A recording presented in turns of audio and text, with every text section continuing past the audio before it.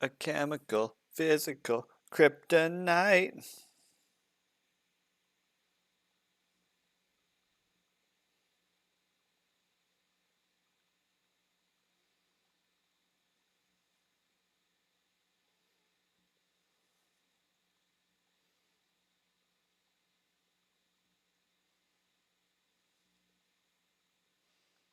All right, sorry guys, just let me post on Twitter that I am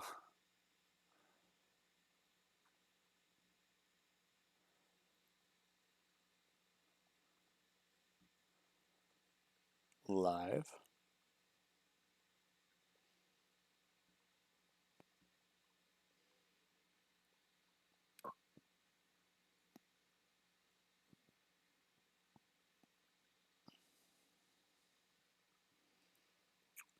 Okay,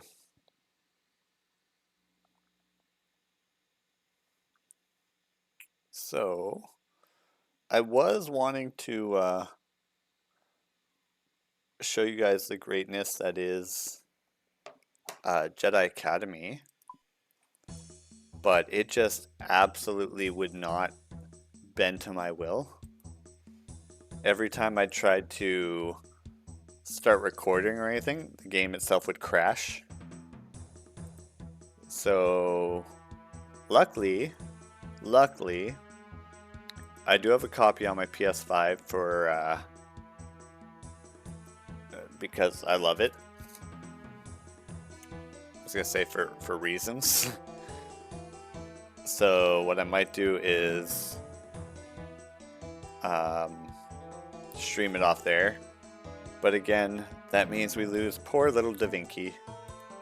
Poor little Da Vinci goes to the graveyard for a bit while we stream Jedi Academy, which is really annoying because I was hoping to keep him around. I was hoping to be able to stream it from my, just because I know the controls better on my PC, right? So that's a little frustrating. But I was looking up guides and stuff, and if you were here, there was like, I opened it a bunch of times. My friend, I got a message from my friend on Steam that's like, are you going to play the game, or are you just gonna look at the game and keep opening it? So, yeah, I guess I'll just stream it from the Witchmandoozits from the PS5, which is fine. But I'll do that later when I've prepped for it. Right now, we'll do some mining.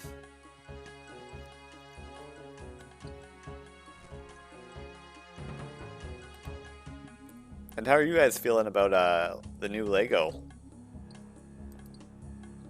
The new the Lego whatchamacallit, Fortnite. That's pretty cool, right?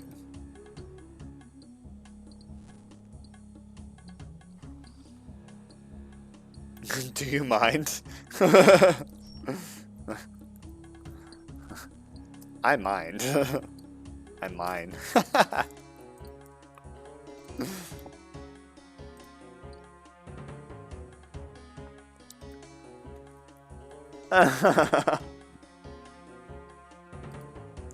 This guy's standing in the way. Do you mind? Like, it's a free for all. What do you want? What do you want from me? That's pretty good. I like that. Hey, level 36 mining. Let's go. I got some coal out of all that. That's good. I should be loading up on coal right now because there's just nobody there, which is rare.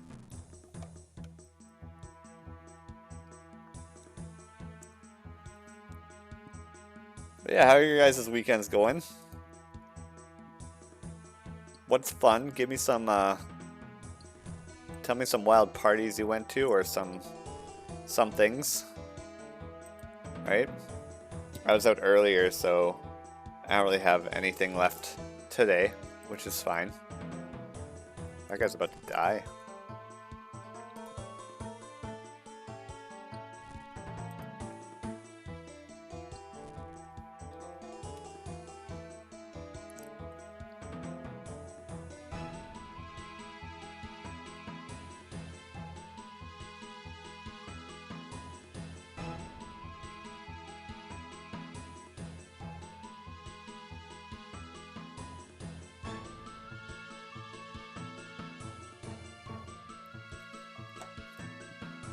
All right.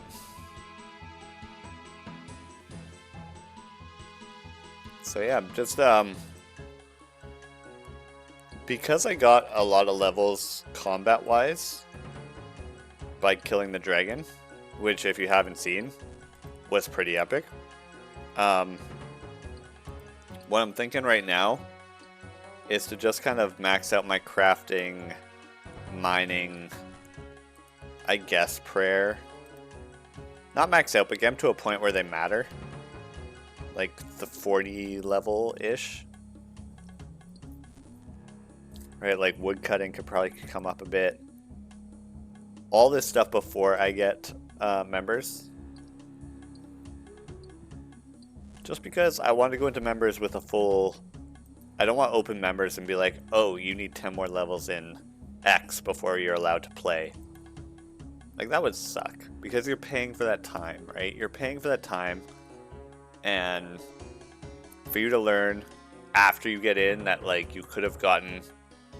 You could have spent that time in the free-to-play worlds leveling up, and you didn't. Kind of blows, right? It does. There's no getting around it. I think that's the first month subscription of members for, you know, it doesn't matter what level you are. It's kind of a kick in the face. Because it's kind of like, oh, well, you didn't level up this skill to the level you needed it to be to do this quest. When, you know, you could have just done that in free-to-play before you bought a month of membership.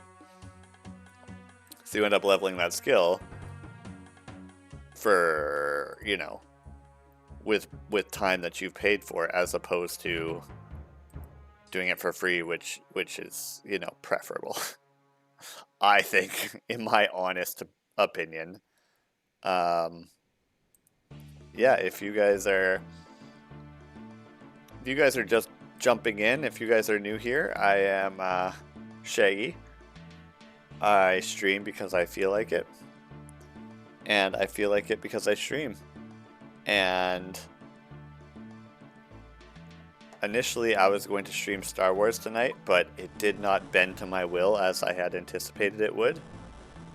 It refused to be streamed. So we're going to do a bit more grinding on RuneScape.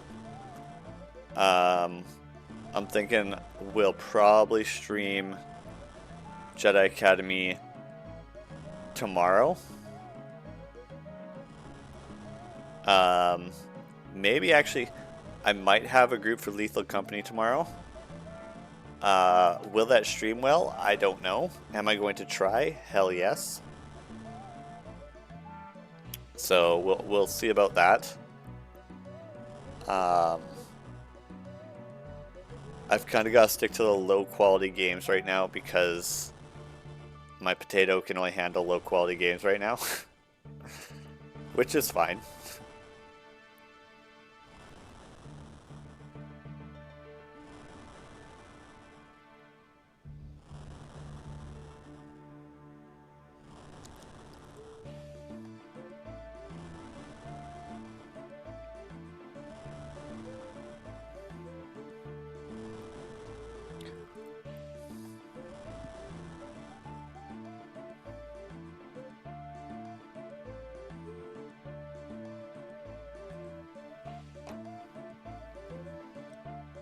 I imagine I'll probably be approached by a random person pretty quick.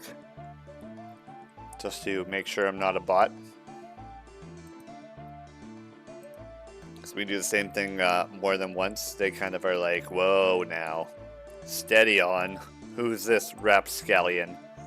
I bet you they're faking it.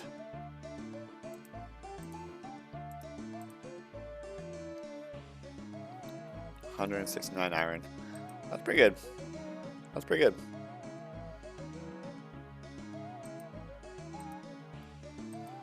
But yeah, I thought you guys would like the action of Jedi Academy a bit more. So I'll be playing that next. It's not very you know, it's an older game for sure.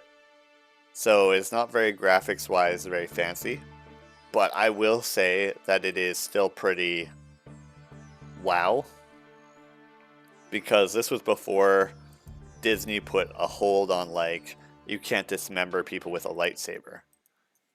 Like, everything was fair game, right? So there are finishing moves that you're decapitating people. You're like, you're ripping off an arm, or not ripping off. You're like slicing off an arm. You know, you're going hard because Disney wasn't involved yet, so it wasn't family friendly, right? And so it's kind of, I like it because it's kind of a no holds barred Star Wars. Like, you've got a laser sword, you're going to use your laser sword to do laser sword things, right? It's not like, oh man, gee willikers, I wish there was a way out of this situation that didn't involve me slicing off your face.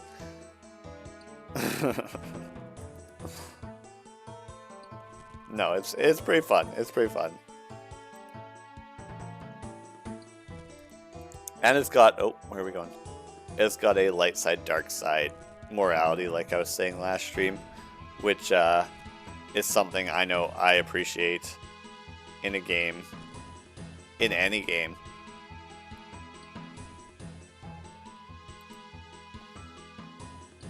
If a game gives me one path from start to finish, I feel like it's got to work that much harder to keep my interest, you know? Because if a game's like, watch out, because if you do too many of this, you're going to get the bad ending, quote unquote, the dark ending, whatever. And if you do too much of this, you're going to get the, you know, the good ending. That's going to, that, even that little bit of having a choice or a meter of some kind, keeping track, gets me engaged a lot more than like, here's the beginning, here's the end. You know, you're Mario, you're gonna be Bowser. End of discussion. There's no middle ground here. I lose interest so fast. And don't get me wrong, Mario games are amazing, but that's just the first example that came to mind. Of it's very, it's very linear, and you know, there's no kind of left right. You will beat Bowser. End of discussion. You don't have a choice in the matter, you know, and what you do along the way really doesn't matter because you're going to beat Bowser. Have you saved? You know, I always, you know, in all the Mario worlds, what's interesting to me is like they all have their own kind of problems going on. Straight from Mario 64 onwards, you know, every painting you went in Mario 64, or every like world you went to in Mario Odyssey, they have their own stuff going on. But, you know, whether you saved that specific world or not, Mario was like, well, I've got my own issues and I'm gonna go kill Bowser again. You know, it doesn't really matter to me that I haven't saved the Candy Kingdom of Floopton Doopton. You know, that's irrelevant. I've got my own problems to deal with. And for that, I actually respect Mario a bit, you know? Like, but that doesn't impact your final grade, you know? The end cutscene will still show, like, you've completed that kingdom. And whether or not you actually gave any fucks, you know? Which is kind of funny because, I don't know, I feel like there should be even like 100% award of some degree.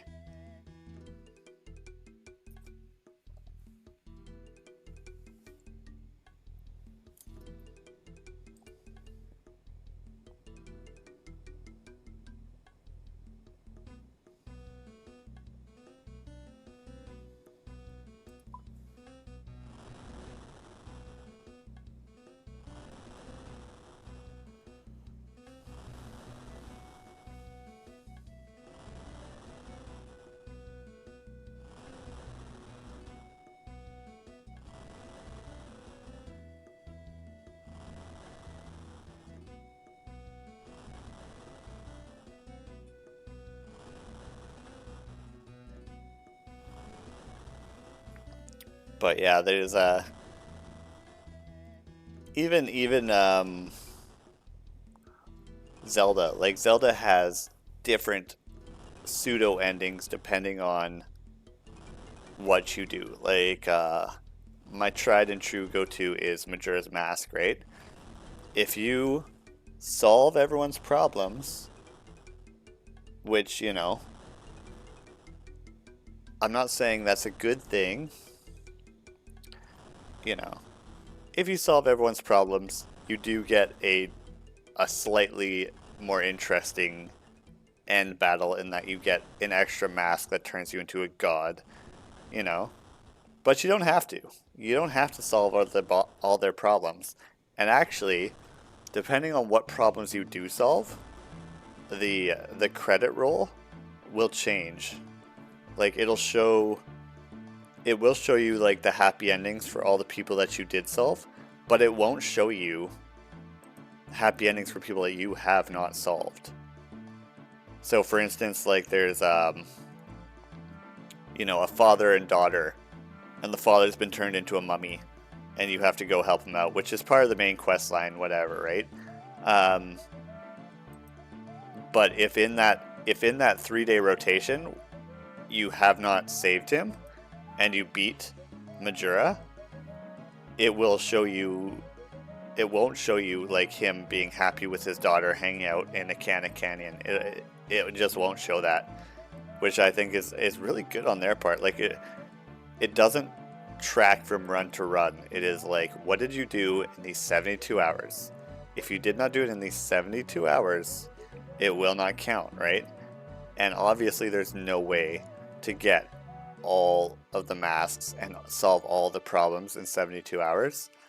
So there's always going to be a bit of a missing, like who's missing out on this good ending. Like it looks like a happy ending until you realize, yeah, but who actually didn't get their happy ending this run? Who did I forget about, right? Which feels awful when you think about it. Like, absolutely awful. Even when you get to the weirder side quests like Romani Ranch and the aliens, which is kind of a stretch for a fantasy game like Zelda. Suddenly getting the aliens, you know, attacking and whatnot. But I you know, it's because of what it is, it's kind of refreshing. Just because it's like unexpected.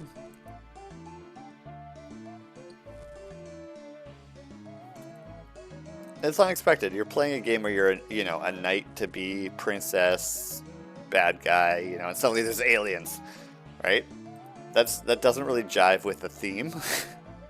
So it's they did it well in that it's kind of like a, oh, okay, you know, aliens invading the ranch. I would have expected something more like, you know, thieves or something to take over the ranch, but then it's aliens. And everyone's okay with it.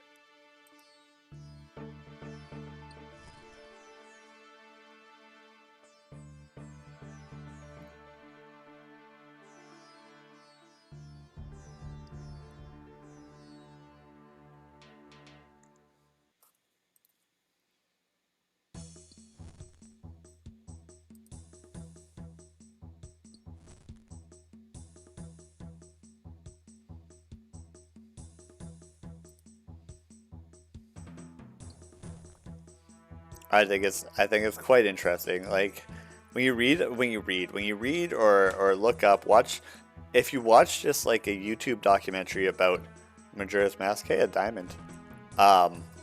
It's quite interesting in that like so between Ocarina of Time. As a kid I used to always call it Ocarina because I was like, what is this word? Ocarina of Time. Hey, account check. Have checked your account. You do not have a bank pin on you. Follow my check. Talk to a banker and set a pin before we meet again. Account check. Scolding me. Ask to check your pin settings. Alright, thank you, Count Check. No, so between Ocarina of Time and Majora's Mask, the developers were given 1 year. Okay, 1 year, make a new Zelda game. Go. And they were like, there's no way. There's no way we can do this. 1 year? Are you kidding, right? On the N64, which is new tech, right? For its time. So what they did, you know, was they just reused all their assets, right? They have, you know, they turned all the assets into the same thing and made it, and just, they actually just turned it into gold. You know, they spun gold out of it because suddenly, and they're so good at it. Like, whoever was behind Majora's Mask, there are names, but I mean, I can't think of them right now, but like, they were able to make a whole story using the same characters and weave us a whole story about how it's a, you know, a different dimension and may or may not be Link grieving, and this whole other story that just takes off on its own and actually, you know, almost eclipses Ocarina of Time, because it's just, it's absolutely just so well done. And as much as I love Ocarina of Time, some of the character, like, some of the character stories in Majora's Mask are just so much more fleshed out, right? Because they had to be. And because of all the intertwining side quests in Majora's Mask that didn't exist in Ocarina of Time, what you end up with is a lot more fleshed out characters who actually have interesting backstories and interesting, even the freaking postman, right? You come away from it and you're just like, wow, I feel bad that I didn't finish the postman side quest, right? This run. Which is crazy, you know? There's just so much more to it than I think there is. Majora's Mask has its core cast, you know, the sages, Link, Zelda, Ganondorf. Boom. Right? Or sorry, that's Ocarina of Time. But Majora's Mask, it's like, no, if you don't solve everyone's problems, you're going to feel personally attacked by it, because there's just so many. And you get to know these characters, and suddenly they're not just like, oh, you know, I'm a NPC. Suddenly it's like, oh, I am a manager of a band, but I'm depressed because my band isn't, you know, they're not able to make it, yada yada yada. Or I'm the bartender at this milk bar, but I'm really, you know, upset, but I've got a secret, like, lesbian relationship with the ranch owner. But, you know, there's a whole bunch of things where it's crazy. It's crazy, the character development. Oh. I can do things, but members can do more things. I can make iron longswords, members can make iron javelin heads, and convert mithril felling axes. See, I don't know what that is yet. And to that end, I will say that Majora's Mask does. It eclipses, on most fronts,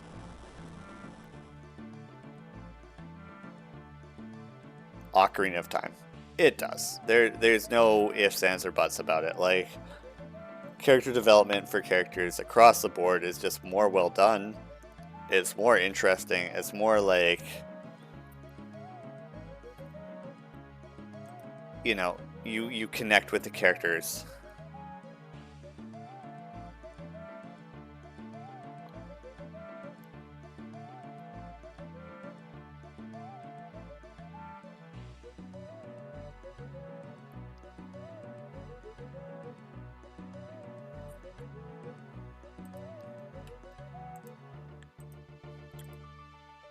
Which is what you want to do in any game. In any game, you want to connect with characters, right? You want to walk away from it being like, wow, I feel good about the choices I made in that world, right? In in that situation, in that, you know, I'm glad so and so survived. I'm glad,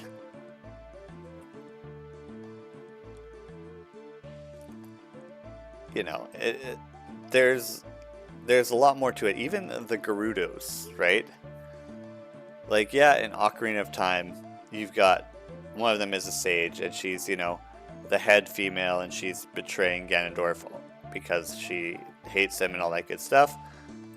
But in Majora's Mask, you know, they're a full-on, like, rebellious pirate organization, and they've got their own little pirate agenda, and I think that's just so much cooler. I think that's so much cooler than just like, oh, they're a tribe in the desert that, you know, basically Ganondorf rules. You know? I think it's so much cooler that they have their own agenda that's kind of a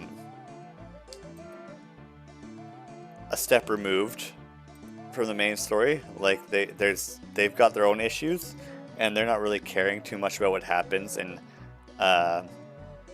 Clock Town, right? They've got their own stuff that they're dealing with, and you've kind of got to meet them on their turf, which is so much more interesting, right? It's so much more, 37, realistic, I guess.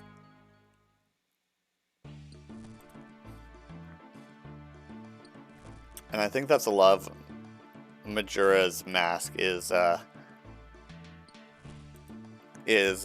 meeting the characters where they're at, right? And there have been so many studies done about this. Give me one sec.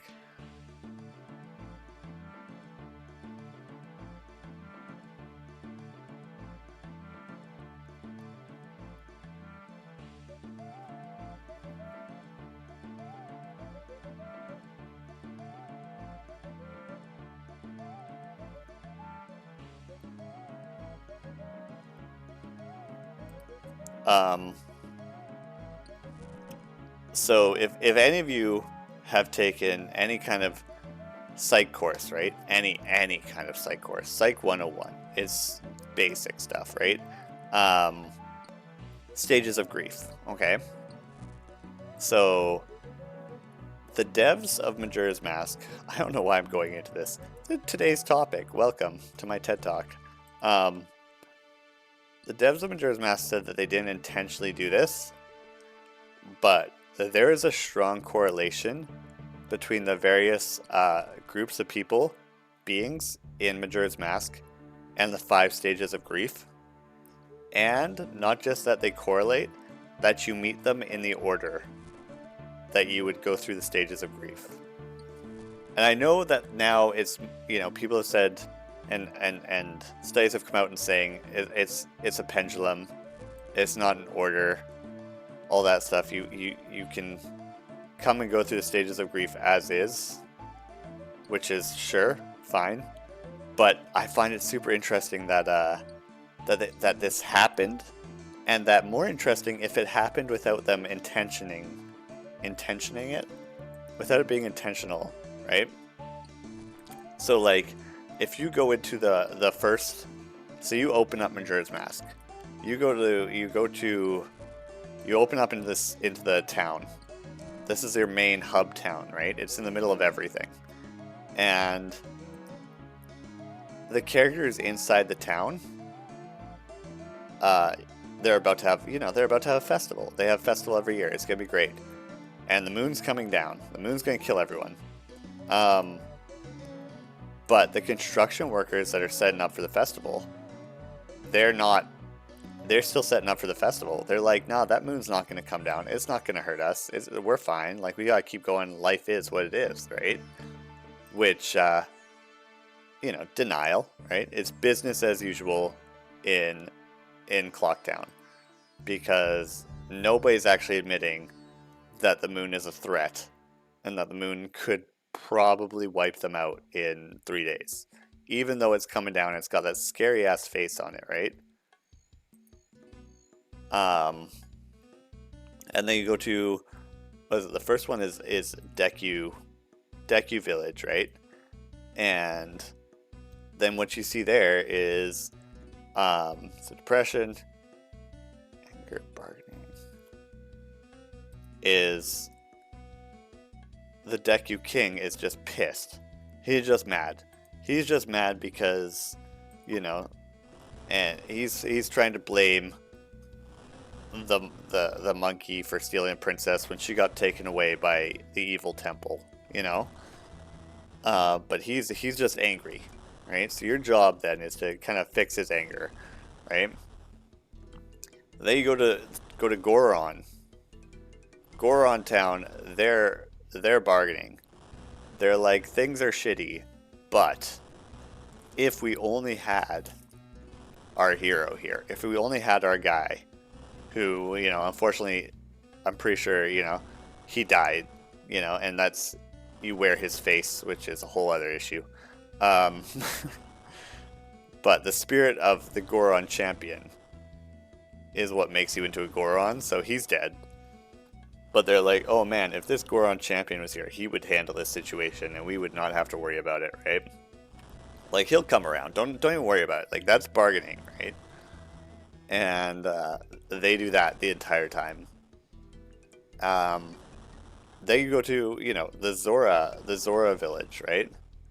And par for the course. What are they into, you know? They're not really chatty. None of them are very happy. None of them are very pleasant to talk to. They're very depressed, which is, you know, the next stage is depression, right? And they're all just kind of like, you know, what's the point in anything? What's the, you know, one of the main characters, she won't even talk to you because her eggs have been stolen, but she doesn't want to talk to you about it. She doesn't want your help in saving them. She just doesn't say anything.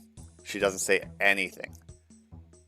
And you know, that's depression. She's not asking for help. She's not angry. She's not bargaining. She's not saying, if you help me, then blah blah blah.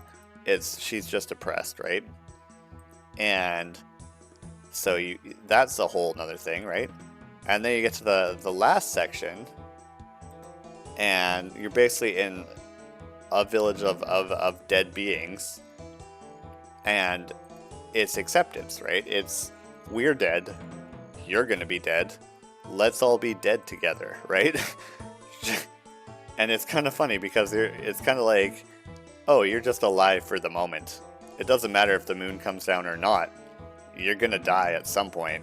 Like, might as well just give into it now, right?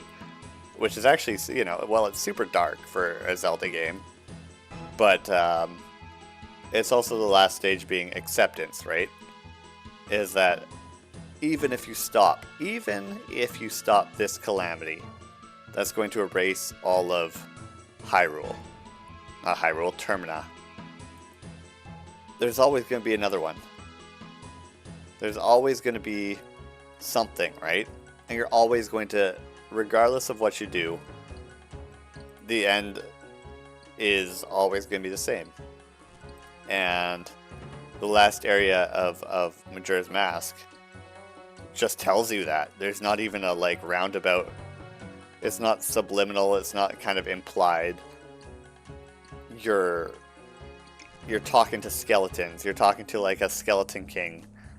There's no pretending that that's not what they're doing, right? And it makes me think even the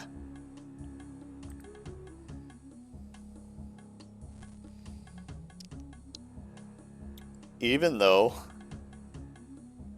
the devs have said that no, they didn't intend for that to happen and that was totally an accident, I look at that and I say, bullshit, you know? Like, there's no way that all just lined up. There's no way. There's no way. It is 100%. It's too perfect.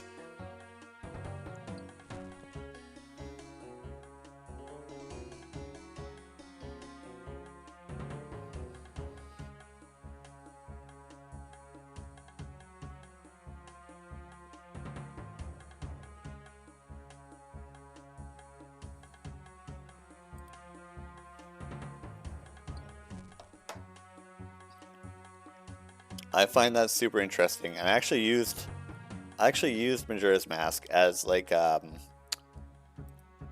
topic for one of my papers, because I mean it writes itself. It's so perfect. It's so well done, right? And you know, there's people are just when people tell me that video games can't get that deep, I you know clearly you haven't looked at enough of them. Clearly, clearly. And the thing is, you know what too? The thing is, Majora's Mask in its time was the AAA title, right? It was the GTA 6 of its time, right? It was a big deal. The new Zelda game, psh, everyone wanted it, right? And for it to come out and be that dark, got a lot of interesting attention. And I haven't even touched on, you know, all the conspiracy, all the like creepypastas slash like weird theories around it and stuff, right? Like don't get me started. There's so much there. But yeah, it's kind of you could do. I bet you could write a whole thesis about why that game is a perfect embodiment of grief. It's just so, and they did it in a year with reused assets, right? So imagine you're at your job, and your boss comes by, and gives you whatever project you just handed in, and it's like, okay, you need to make me with this project, whatever you use to make this project. I need you to make me something brand new with the same materials. Go. You have 1 year, you know? Make me something worthwhile, another AAA worthy game in 1 year. And that's just it, you know? There's no turning around and being like, no, I can't do that. That's it, right? And what they managed to pull off was awesome. I mean, it's still being talked about today, right? It's one of the best games, I mean, ever, right? As far as Zelda goes, it's one of the most classic, darkest Zelda games. The only competitor that comes close to it is Twilight Princess, and I don't think it comes very close.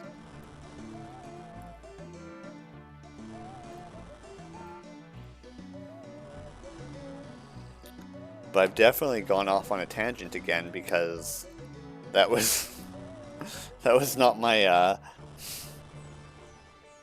my intentional talking point of that game. But that's fine. I was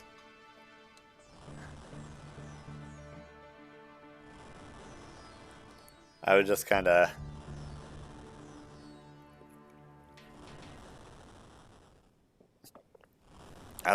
going off on a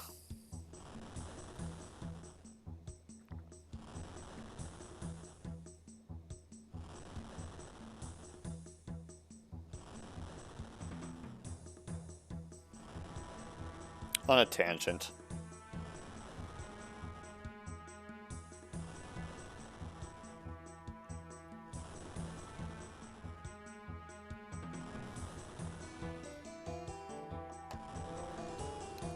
They're, you know. So my initial talking point that I'd strayed far from was that games that offer more than one route, maybe not even ending, but more than one route, automatically double in value. Easily double in value. Side note, what I'm going to do now is I'm going to teleport to Varrock and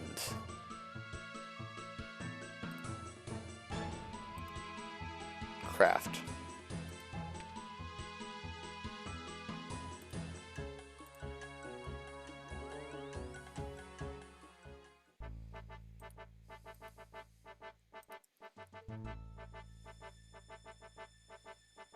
Oh no, this person just stole their money. I can tell exactly what's happening.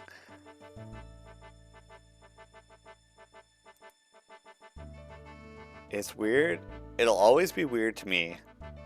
No matter how much time I've spent in this game. It'll always be weird to me how empty these streets are because everybody's up at the Grand Exchange. Alright, we need a hammer.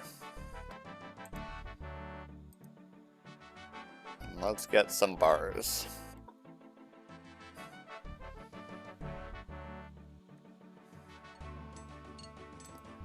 Alright, let's craft.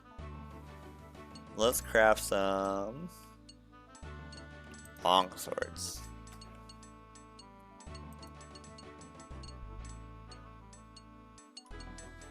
Look at that. That's so well done. We're so good at this crafting nonsense.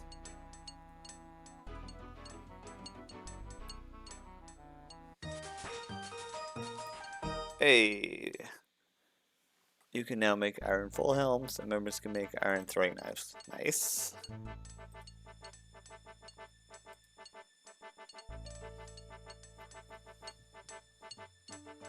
I don't even know how much these sell for. I guess we're just making them.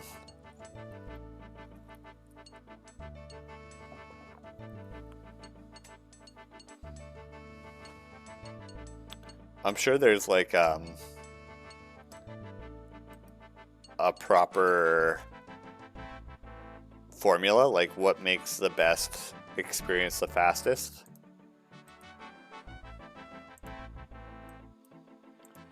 But life's not like that.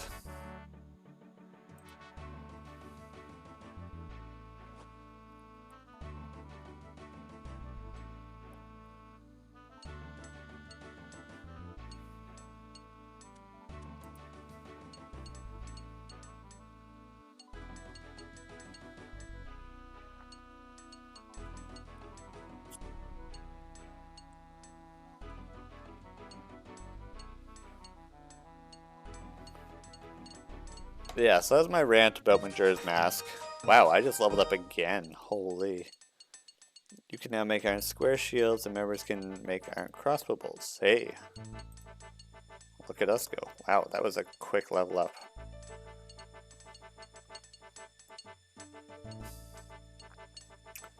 But there's so much. And I think now, too, games have kind of realized, like, hey, players want more than one way of doing things, you know? Players don't want to just go from A to B. They want to kind of dive into their creative outlets, right? Which is awesome. I love that games are doing that because, you know, any game worth its salt is going to say, hey, you know what? You do what you want to do, how you want to do it. If you want to play the story that we've laid out for you, then you can. But there's also, if you don't want to play out, then we've got, you know, 40 other things you could do, you know? I think those are the games that are worth looking at, because what that tells me is that you have a varied team that are all working on separate things, right? So what you're going to get, 24, wow. Iron Warhammers. What you're going to get are varied quests, varied side quests, right? They're going to be different. They're not going to be the same. They're not going to be, oh man, you know, this feels like it's the same thing over and over and over again. It's going to be, you know, different. Maybe one's a fetch quest, maybe one's, you know, combat quest. Maybe one has really good writing, one doesn't, you know. But you're welcome to try them all out. And maybe find that some of the side quests have a better story than the actual main quest. I know I found that in a couple games, right? Where the side quests have, you know, their lore, their, you know, as you progress with them, it's just more interesting, you know?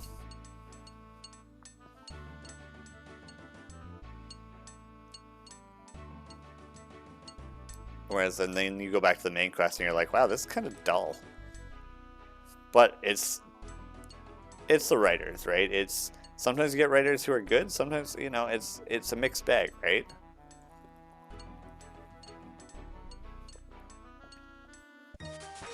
Yeah. You can now make battle axes. That's fine, but I want to keep making swords.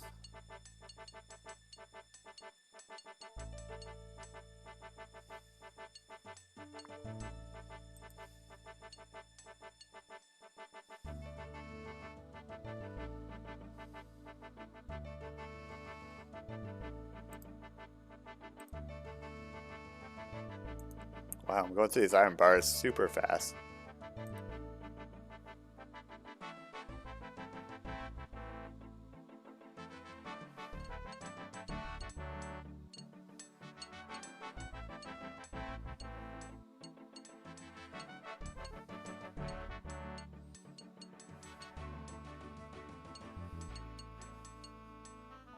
Iron sword, come on.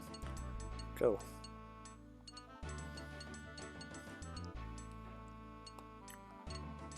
Yeah, they definitely, BioWare, I think, really nailed it on the head when they were like, okay, here's, you know, they did Star Wars, they did Knights of the Old Republic first, and then they were like, hey, but what if we applied this to Mass Effect, you know? And that was like this wow moment for everyone that was like, whoa, people are really liking this. Let's do it again, you know? And it just kept, you know, kept rolling and getting bigger and bigger, where every kind of game now has at least some semblance of a choose your own story, you know? Whether it's, you know, multiple endings, or whether it's like subjective narration, or, you know, there's a hidden modding thing that you didn't know about, which is always a fun one, like Undertale. You know, you don't know about your love score until the very end. Hey, 26. But it's keeping track of you the entire game, you know? It's watching you. But you don't know it. You don't know its importance until the end of the game, right? And I think that's a really good way of doing it, where you don't realize that what you're doing actually matters in the bigger picture until it does.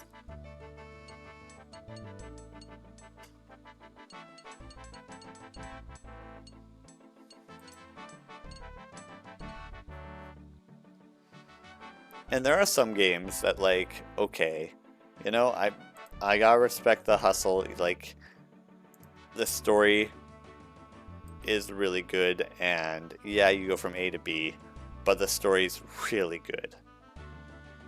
I just think that in order for me to enjoy those games, the story has to be next level good, like, to make up for the fact that I can't choose my own adventure.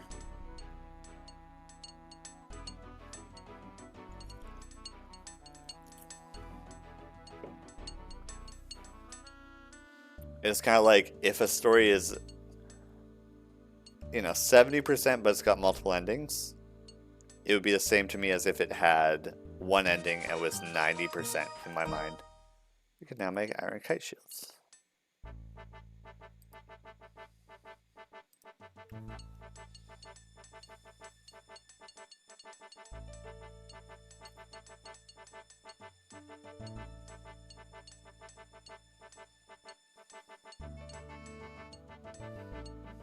Come on. Come on.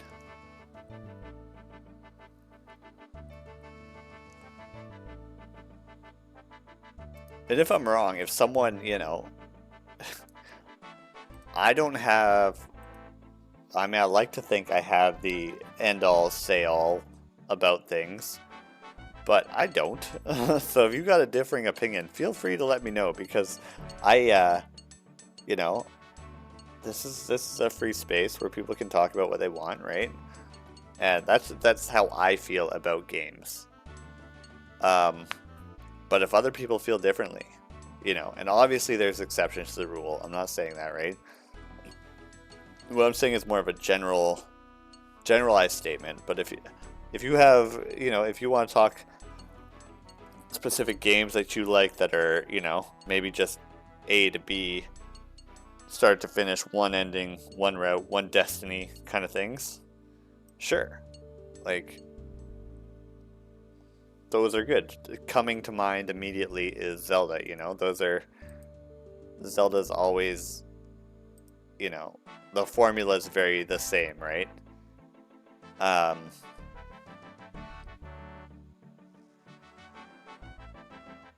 For most of them.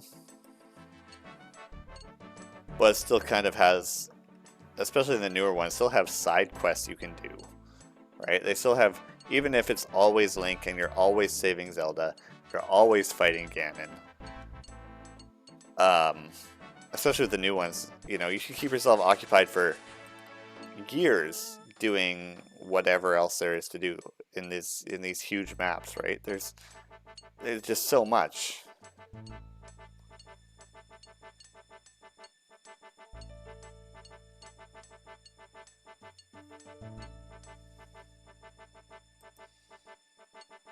And I would argue that even games that maybe you think are just A to B.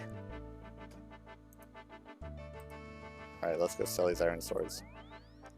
Even these games that you think are just A to B aren't. That there are side quests. There are, you know, stuff that's off the beaten trail, even whether or not you know about it, right? Because sometimes you don't. And sometimes you might not even think it's off the trail, and you do it, and then you realize, wow, that wasn't... I was not head towards my main objective in that moment, you know? Alright, let's sell these iron swords. Withdraw as a note. A bajillion iron swords. Exchange. Wow. That's so shitty. 5,600 bucks for all that iron.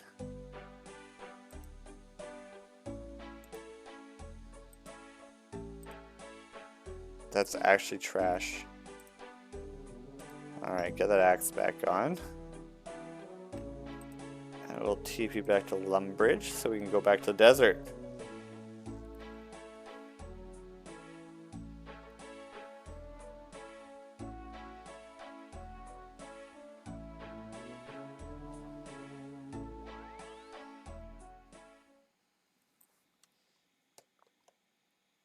Alright.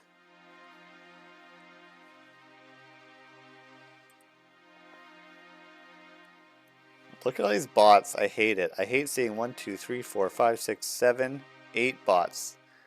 8 bots right away from the get-go. From the get-go, that's so frustrating. Because, I mean, if you put in the hours, if you put in the whatever, right? The hours. And then this one person's got, you know, 40 different bots working for them.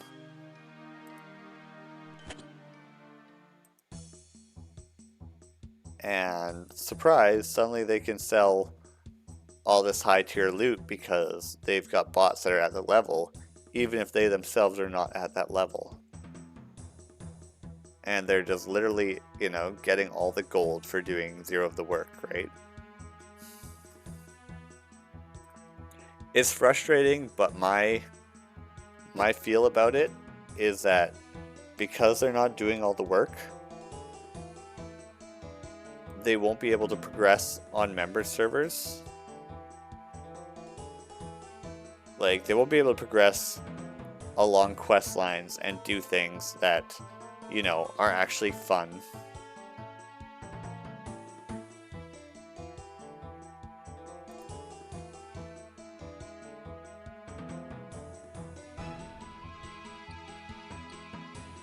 So I really don't know why they're here. Right? I don't know. Maybe there's something I'm not aware of. I did hear somewhere that RuneScape had like real world implications now that they've implemented the ability to buy bonds in game.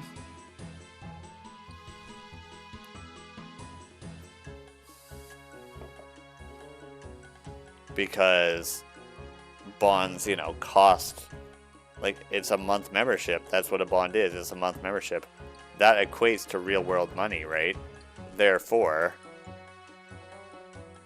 the ability to buy and sell a month's membership can translate into real world money, and there are people that capitalize on that.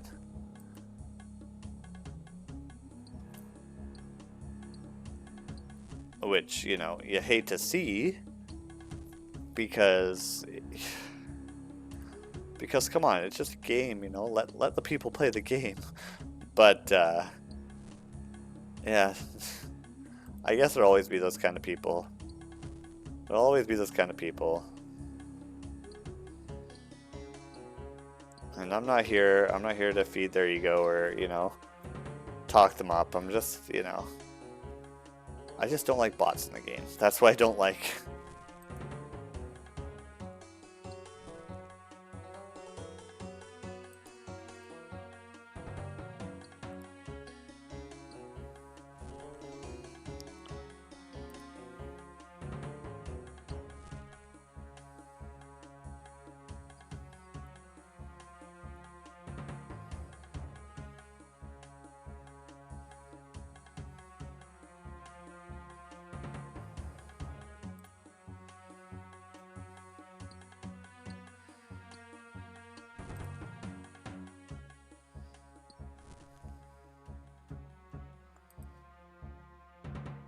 I don't know. I don't like to think too much about, like, wow, this, you know, what does this game mean for me IRL? No. It's a game. It's a game. And I know that I'm putting this on YouTube and Twitch and stuff. But, like, okay. I'm not expecting a whole wow, you know, I'm suddenly, you know, a bajillionaire because I put a couple RuneScape videos on Twitch, right? It's a game. It's a game. I don't care. I don't see how it feeds into real life. I just want to have fun.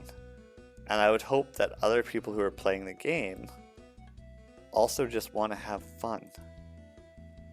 And then I see that, like, people who have all these bots, and I'm like, you're not playing it for fun.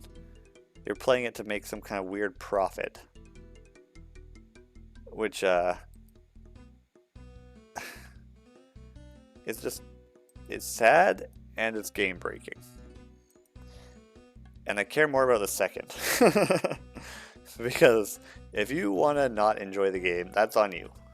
You know, I can't force you to enjoy something. I could lead a horse to water, right? But if you're using the game to kind of break your own thing, then that's its own separate issue, right? That's when I take issue with it, right? Where, hey, we're playing RuneScape, we're having fun. You're listening to me talk about Majora's Mask for way too long. But it's it's annoying. It's hey, cultist, cultist, how's it going? Welcome to my rant. I'm sorry you came in when you did. Are you a big RuneScape fan? Do you like playing RuneScape? What brought you here? Tell me a story. How'd you get here? Welcome, I guess, first and foremost. Welcome to my stream. I'm just playing RuneScape, and I have opinions on things that I kind of share while we're grinding.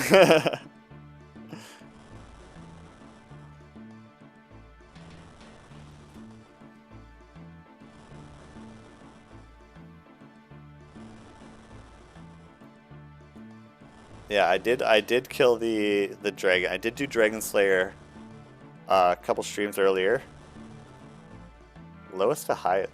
Hey, I'm trying to try to not take that as a slight against my pure and wholesome name. But no, I'm glad you stopped in. I'm glad you're here. Yeah, I play it super casually, you know. I beat Dragon Slayer yesterday. There's a video on that if you want to watch it. So I beat Dragon Slayer, and now I'm just kind of grinding up levels before I get a members sub, so that I can kind of be prepared for all the members quests. And while I'm doing it, I'm just kind of having opinions.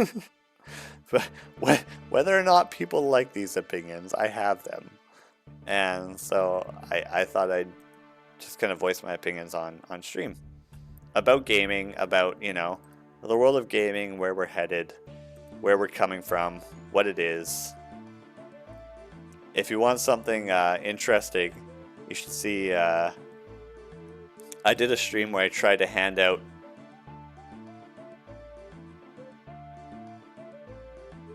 It does. It does feel that way. But depending on... It's one of those things where once you get, I'd say like 50k, you can flip it and kind of double your money and double your money and double your money. If you just kind of play the Grand Exchange in that... Like, this guy's just dropping mithril arrows, right? Like, I don't need them, but if I was someone who was looking to make a quick buck, I just grab all these arrows, you know? Oh, level 38. I can now mine... What is that? Dense Essence. Alright. You do tap out at, like... I think Rune is the max that a free player can get across the board. And then after that, it's all kind of fancy, like dragon and specialized stuff for, you know, magic or whatever, what have you. But that's kind of part of the game, you know. That's it's cool, and I can see people being upset about it being locked behind a paywall. But like, you know, you're free to kind of max out your skills in the free world, which is what I'm doing, before you get that members, right? And then you turn around and you've got, you know, the high enough level to take on those quests in the members worlds, right? That's how I feel, because I feel like I said earlier this stream, on Limestone, you can make 5 million gold per hour on Limestone. That must be a members thing. I am not aware of Limestone, but I mean 5 million an hour. That's crazy. I was off stream in the Grand Exchange a couple days back, picking up ashes. So people were lighting fires in the Grand Exchange, and I just picked up the ashes, and I'd say I made $500,000 in about half an hour. Just picking up ashes and selling them. Just, you know, people... I feel like people don't really care too much right now.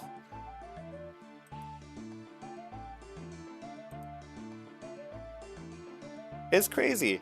But I also have people like handing out just like the most ridiculous stuff. Like, I have a rune trimmed set that I got from a party at the party place in Falador, that someone just, you know, they stuffed the chest full of, you know, room trim sets. They had $1 million in cash. They had all this stuff. They just popped it in the chest. They're like, here you go. Like, I feel like there's a lot of people there, either, you know, they're on their way out, so they're just kind of handing out their cash, or... But you're right, there are a lot of bots. Like, a couple minutes ago, when I TP'd back to Lumbridge, there's so many. You can tell because they don't change their default costume. Like, I at least have the audacity to change my hair. But, you know, the default costume is essentially this model with bald hair. And you see, like, I saw 8 of them. I counted. Like, there's one right here. But there's just so many... There's so many bots in this game. It's very upsetting because, I mean, for me, it's a very nostalgic game.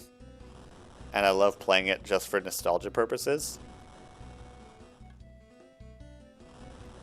But, no, it's cool to have someone in here who knows about the game, who knows what the game's about. Because, yeah, I think I've only ventured into the members area, like, twice. I've had members twice in total, and I just don't have any idea what's beyond those walls, you know? So I want to make sure that I level up enough that it's going to matter when I get across the walls. Because for things like magic, I know there's like different spell books, but you have to have high level of magic before you can get certain spells. Or into the magic guild or something. And so I want to level them up, but I also find myself getting super bored and drained just doing magic in the, you know, in the sewers or wherever. It is about the grind. I was telling people, and I was, you know, it's kind of funny because I call this the original Minecraft. This is OG Minecraft. Like, if you want to do combat, you can do combat, but you don't have to, you know? You can hang out, you can do the basic, you know, mining, crafting. If you got members, you can farm, right? You can do pottery. Like, there's so many non-combative skills that you can have. Fire making, wood chopping, right? Like, it could be whatever you want to be, right? Yeah, PKing. I haven't hit the wilderness yet just because I mean, I don't want to lose all I got. I lost to the dragon in Dragon Slayer twice now. So I did beat him, but it took me, like, I bought a full, I had a full adamant armor that I lost, and then full rune that I lost. So I don't want to lose my whole wealth to PKers, because they all have strategies on how to kill people, and I don't think that way. I think more like, you know, how can I make more money without having to, you know, hurt people? Yeah, I mean, I've been out of it for a few years, and I just got back into it because someone mentioned it, and I was like, wow, I haven't played RuneScape in a while. And it's, yeah, it's quite the throwback, I'll tell you that, right? It's crazy. They've added some quests that I have no idea what they are, you know? But for the most part, it's still the same. Like, that's all things they've added onto it are just similar, right? Like, nothing has been so game-shockingly different.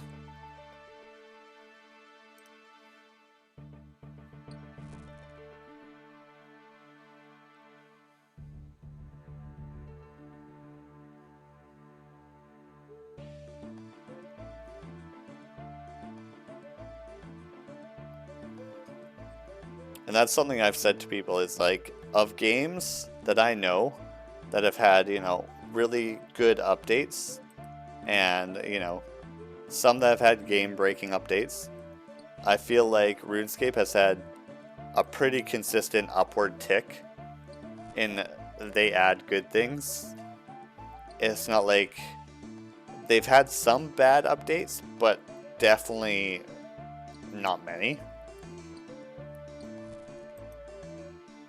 Like, Evil Chicken, maybe that was a bad update.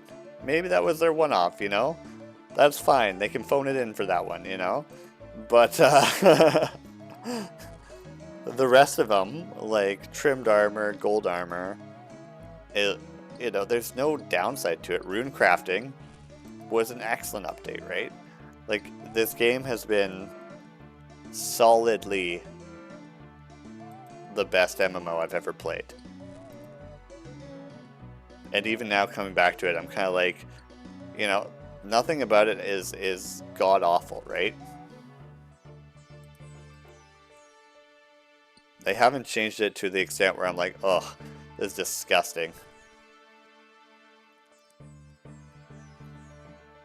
Yeah, like there's a couple new quests. Like the Corsair Curse I haven't touched on yet. But there was another one about like, it was essentially a Scream ripoff. Which you can do straight from the get-go as soon as you make a new account. It's kind of funny.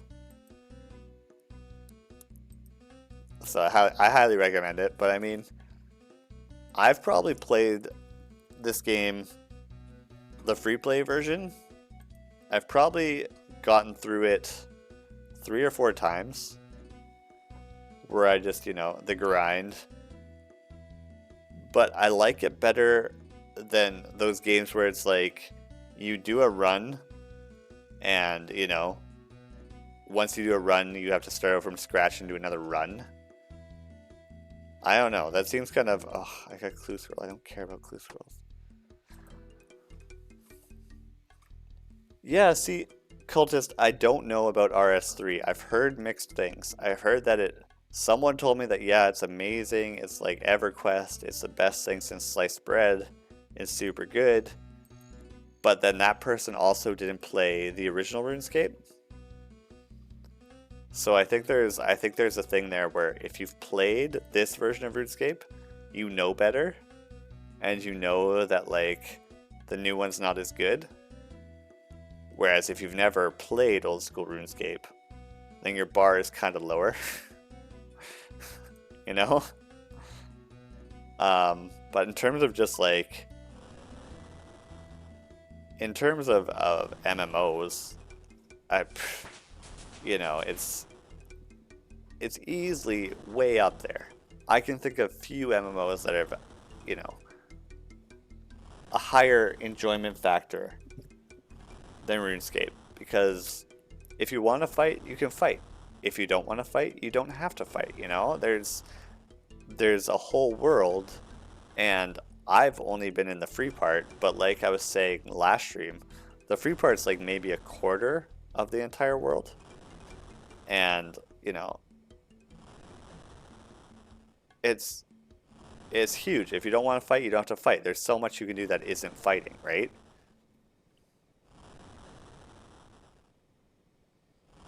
They took everything away that makes RuneScape. See, that sucks. That's what I was afraid of hearing. And I have heard that, is that it's not the same, you know? And, I mean, for those of us, it sounds like you two cultists that came for the nostalgia factor, right?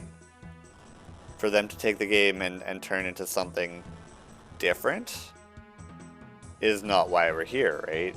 I mean, but on the flip side, and I hate being devil's advocate, right? For a new generation, that's their RuneScape. That's what they're going to grow up with, right? And we'll know that it's not the right version of RuneScape. We'll know, but they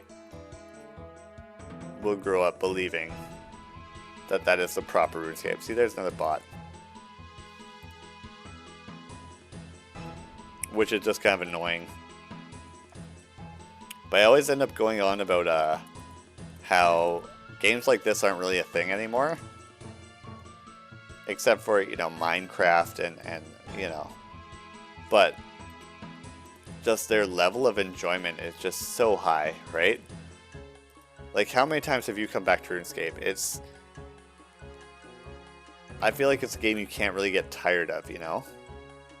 Like, you can't get tired of it unless you have lost your sense of creativity and childlike wonder, you know? Which, in that case, I worry about you.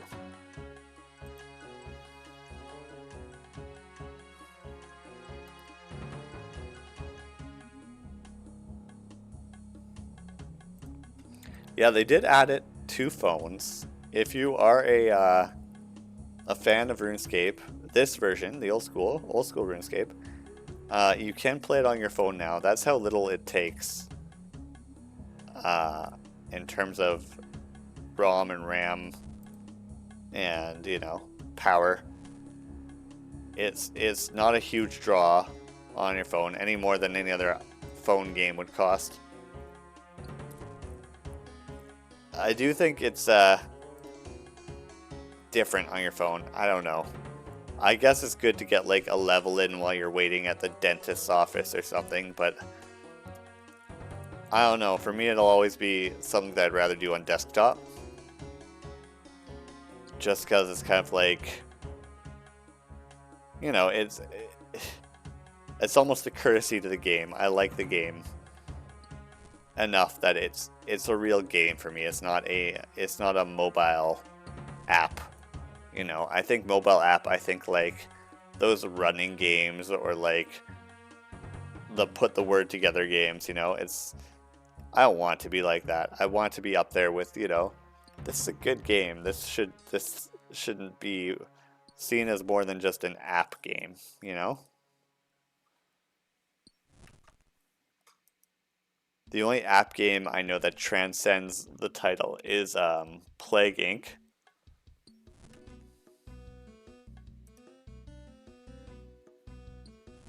Which came out as both a console and a app. And it is fantastic. It came out back in what, 2018 or so? It was so good. And then the pandemic hit, and then they had to like, well, the premise of the game is that you're like killing off the human population with a virus. And then the pandemic hit, and that exact thing was happening. And so they patched the game so suddenly you were saving humanity from a virus. And you know, they did that really well. They did that really well. And that was an app and a console game.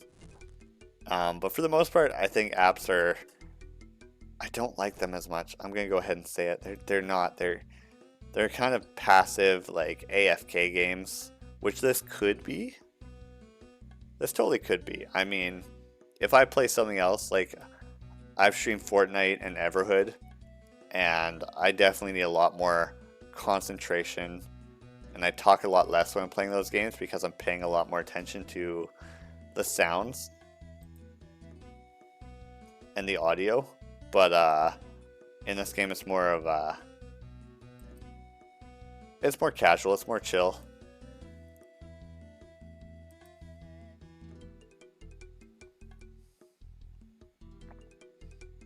Which is good, which I like, you know.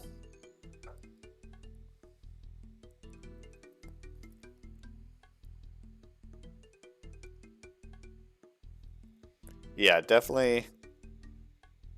As far as mobile games go, there aren't any there aren't many. I would say Plague Inc. is a good one that I would recommend.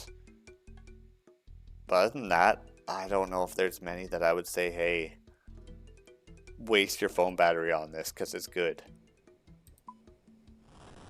I can't say that very much with a straight face, you know, like they even put like Dead by Daylight on your phone, which is to me just feels like insanity. Like, how are you supposed to play a game like that? One, for more than one round, because it's got to be a drain on your battery. And two, with any sort of enjoyment, you know? Because unless you have like a super strong internet connection, you're going to lag, you're going to, you know, you're going to be the one that, you know, everyone hates because they're in the wrong place at the wrong time. Yeah, old school RuneScape is still going hard. Like, it's still got a big following. Like, true to your name, it's a cult following. It's huge.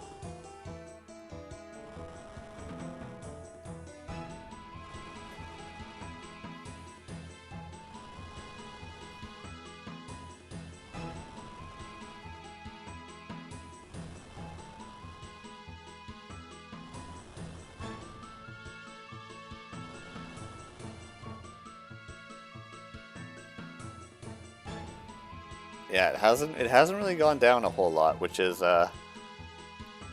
DBD is actually really good with bad internet still. Is it?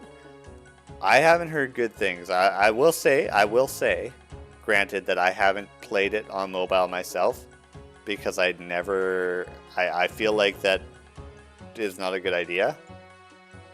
And maybe I'm wrong. I'm open to being wrong. Because I feel like, bad internet plus game with intensive graphics means that I'm going to suck and people are going to hate me for it, right?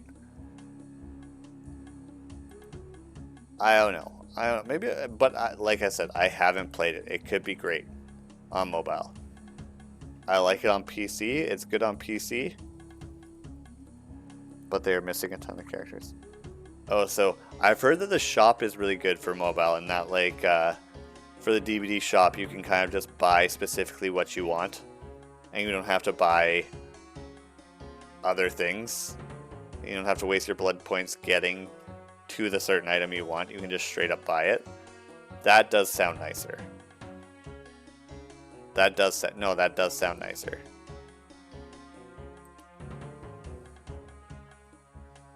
What do you think about Chucky and our newest killer, our newest resident killer? What are your thoughts?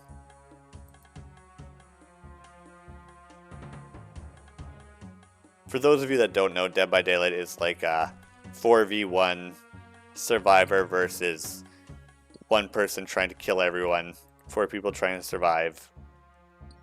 And it's a horror game.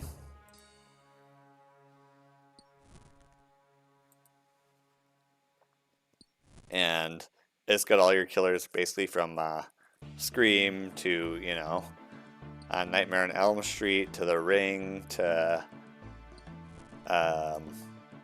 Silent Hill. Like, it's a very big crossover event.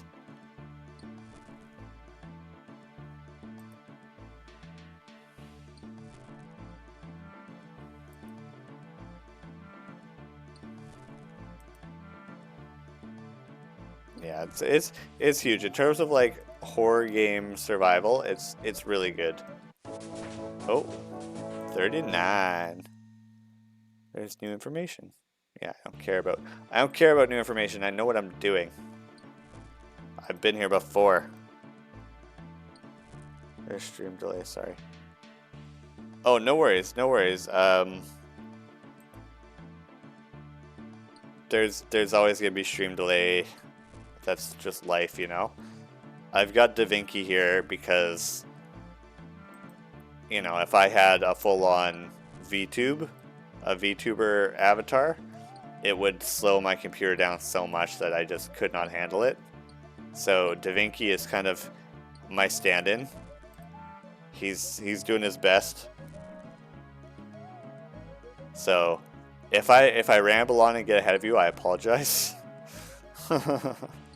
But I basically use him so that when I look at, when I look down at chat and I can basically kind of see where I was talking when you responded, because DaVinci is either in his talking face or his non-talking face.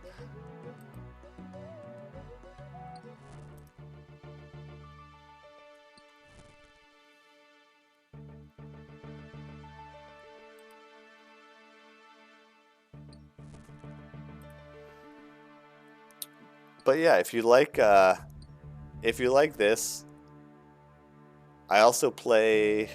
I'm gonna start playing. I was going to play Jedi Academy earlier, but for some reason it would not listen to me.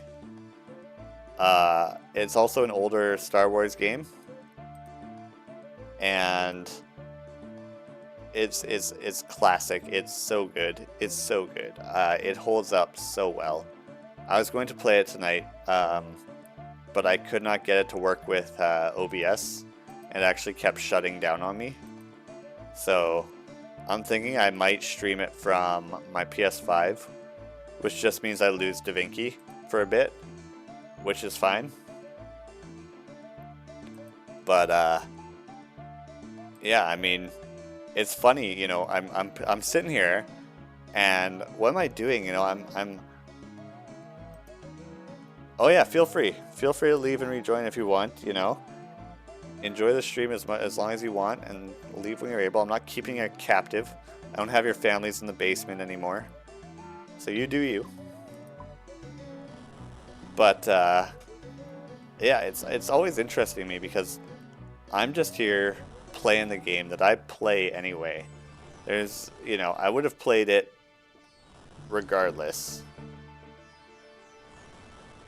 And then I turn around and suddenly there's, you know, and I said this in my last stream, it threw me because there was a whole bunch of views on one of my videos where I'm just grinding. And I'm not really sure why. Like, what is... Like, good... That's good. But I'm always, like... It kind of threw me a bit because I don't really make this for anyone. I just kind of... I'm just like, well, if I'm going to play, I might as well stream, you know?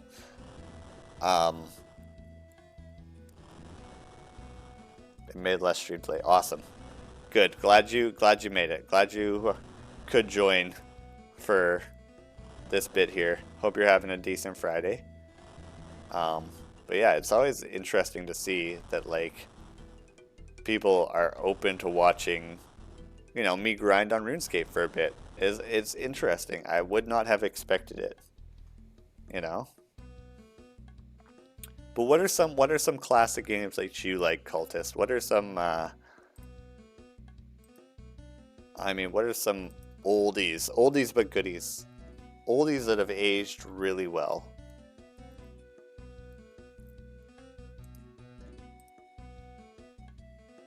You know? Because for me, like, this is pretty prime. Jedi Academy, pretty prime. Knights of the Old Republic, obviously, you know. But also, like, I've got some N64 games and some NES games that are just, you know, I think that they've aged really well. But I also think that a lot of people would disagree with me on that.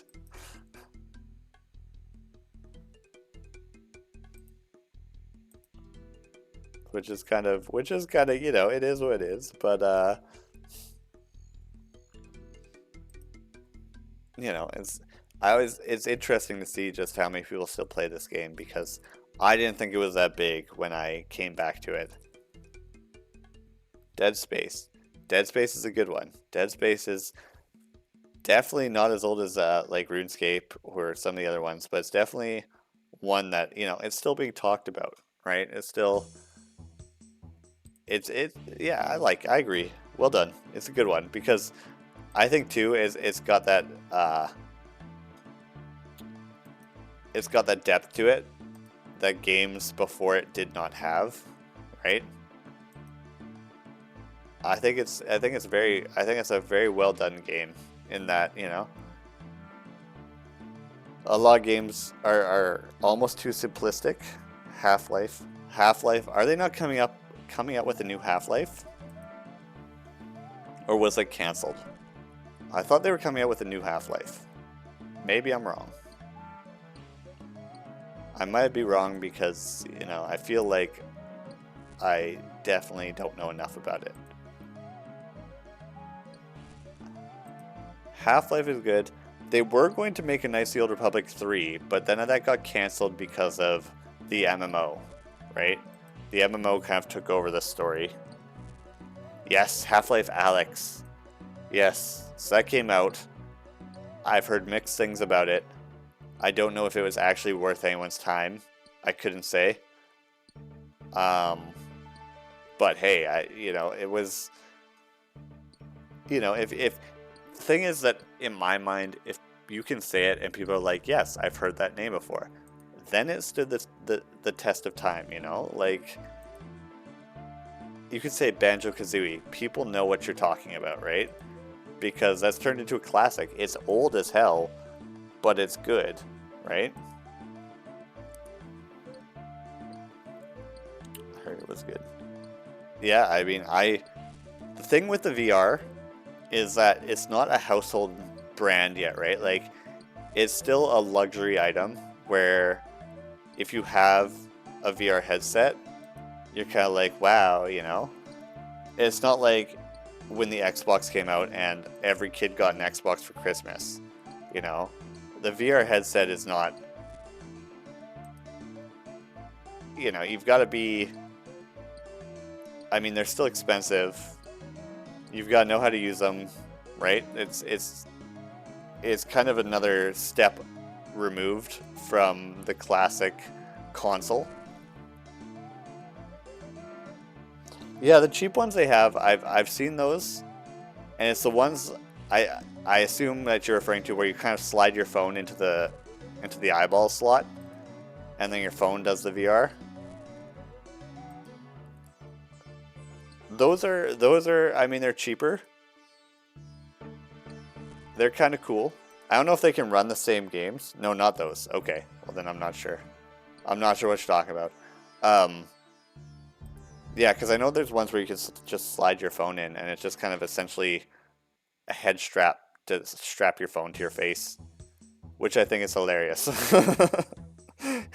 I think it's great because, I mean, like, personally, I don't know about you, but I mean, my parents, you know, if ever I was watching cartoons or something, my parents would be like, don't sit too close, you'll go blind.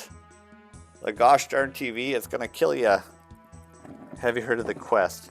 Like the Oculus Quest? The Oculus Quest? Is that not the main one? See, this is the thing. I don't know enough about it, so I kind of need, like, what's the one that runs the VR chat? Because that's the big one. I think that's Oculus Quest.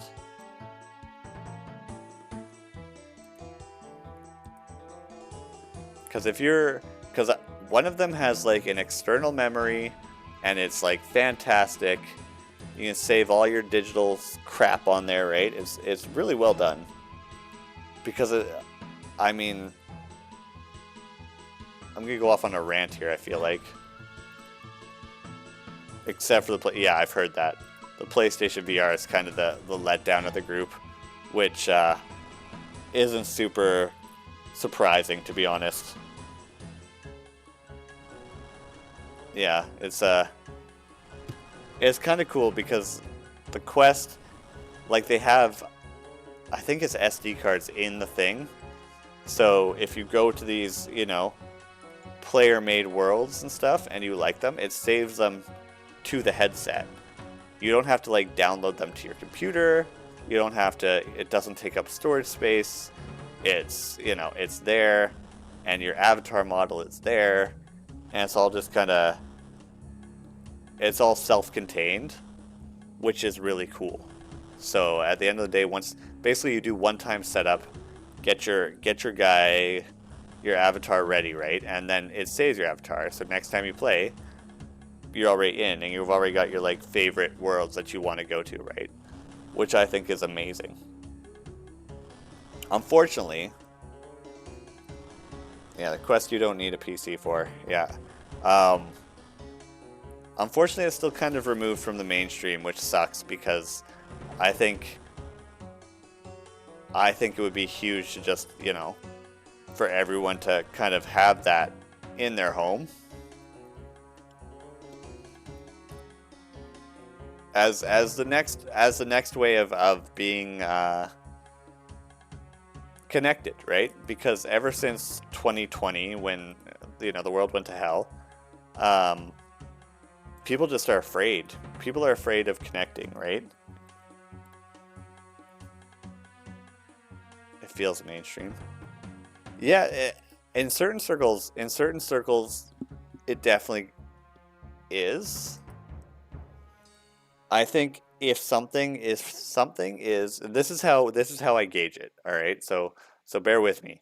If something is still an attraction at your local flea market to like, or like, you know, come play VR for half an hour and spend $20. If that is still an attraction that you have to pay for outside of the home, then it's not really a home console. You know? That's my take on it. And you know, I'm right, not always. I'd say I'm right a lot of the time. But I'm definitely not foolproof. So if I'm wrong, that's okay. You know, I'm not always perfect. I'm just perfect most of the time. But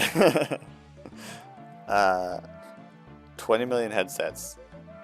See, now you're gonna make me do work. Like, is 20 million even a lot? I don't even I don't even know. You know, what's the draw? You know, I've heard things like studies being done for VR being done on like elderly people to kind of give them, and this is totally like a Black Mirror ripoff. You know, totally to give them kind of this relive their youth kind of situation where the VR kind of puts them back in a European city, or you know, an older time, and they get to kind of just run around and whatever in VR. And I think that's good use for it. It's a lot for headsets. It's a lot for headsets. Yes, it is. It's a lot. But I think too we're at the cusp of you know, a new medium, right? Where it's not just a console anymore. It's going to be, the VR headsets are the new, they're the new medium, you know. The VR headsets and the VR suits and the VR, you know, the chairs that kind of rumble when you're in them, you know. Like, that's going to be the new setup, right? You want your home entertainment setup. It's not just going to be the console and controller anymore. Like, it's going to be a full-on bodysuit. You've been here for 30 minutes already? Yeah. Yeah, I appreciate it, Cultist. You've been here for 30 minutes. I'm sorry, I go off on tangents. Like, there was...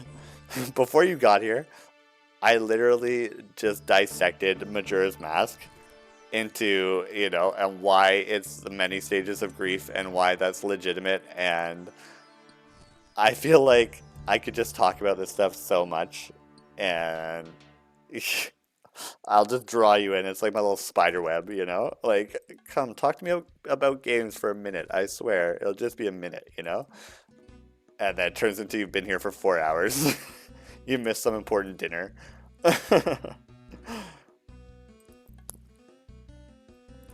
heard me talk about a bit about. Well, there are a lot of bots, you know, and yeah, it's a little disappointing. That's what I was saying about the bots. Is they're a little disappointing because it's like, are you playing for, what's your reason for playing, right? Are you playing for fun? Because if so, you don't need the bots. If you're playing to make in-game money and you're using the bots for that, then you're not really enjoying the game. You're, you know, exploiting the game, right? And then I also read somewhere that RuneScape has kind of become a hub for, like, what do you call it? What do you call the, when you transfer money and it's like under the radar? What do you call that? Laundering money. Thank you. Laundering money. Apparently RuneScape's become big for that. Ever since bonds became a thing. Because bonds have a value. Oh, 29. I can make iron two-handed swords, and there's more information. Alright.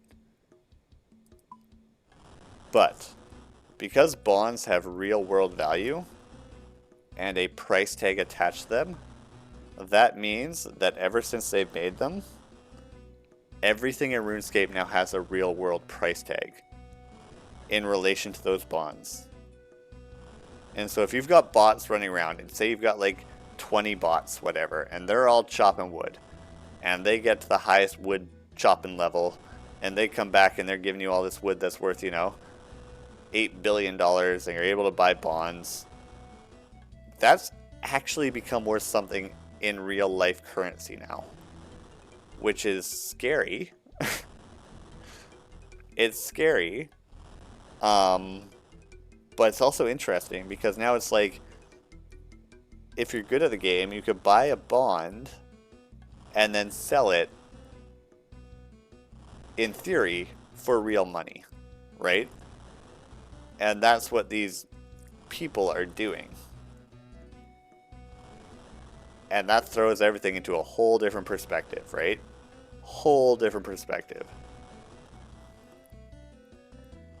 Yeah, it's crazy. It's this literally everything. So even these iron bars I just made, in theory, they're each worth, you know, like 2 cents a piece, right? It's, or whatever, right? Whatever they're worth, you know?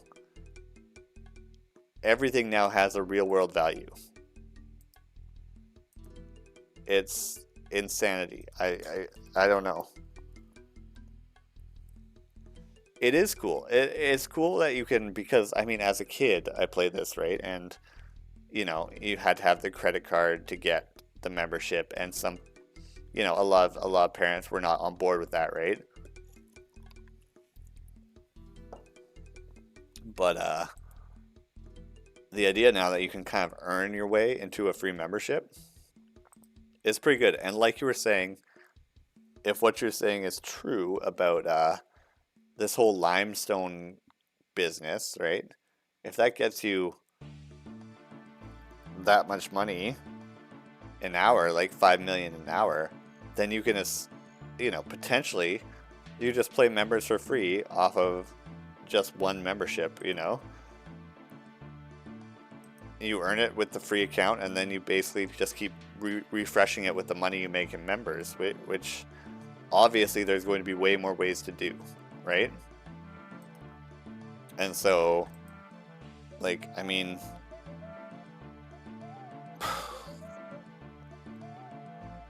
I definitely am not there yet. But once you get there, it's kind of, I got put in this Google.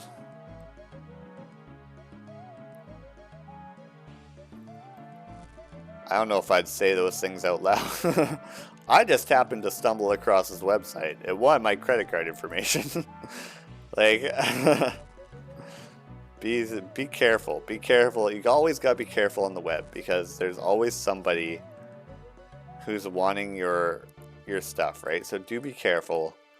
Do be, you know, make sure you've covered yourself.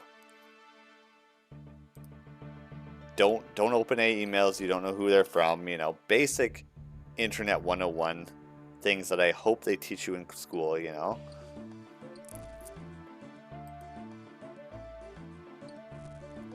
Because you don't want it. I've had my identity stolen. You don't want it. It's not fun.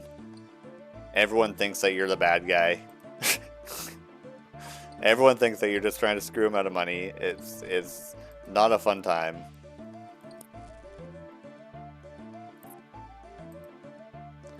I wouldn't put it past some streamers, you know, like, they're, I mean, you look at, just go look at, what is it? There's a couple videos about, you know, top 10 hackers caught cheating or whatever, and 3 or 4 of them are pro streamers, pro gamers, you know, they're in this, like, pro Call of Duty league or whatever. Why would they give you an actual, why would you, that sounds so confusing to me. Like, you're not getting, I would be very suspect of that. I would run far away from that, because that sounds like just bad news waiting to happen.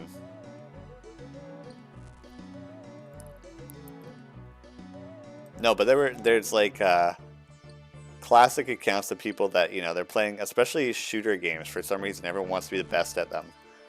And, you know, suddenly they'll open it up and they'll be, you know, they'll be able to see people through walls, or they'll constantly be able to do headshots, or, you know, whatever the case may be, they won't get damage. But they're not just nobodies, they're like tournament playing streamers. So don't think that just because these people are high up, they're immune to cheating, right?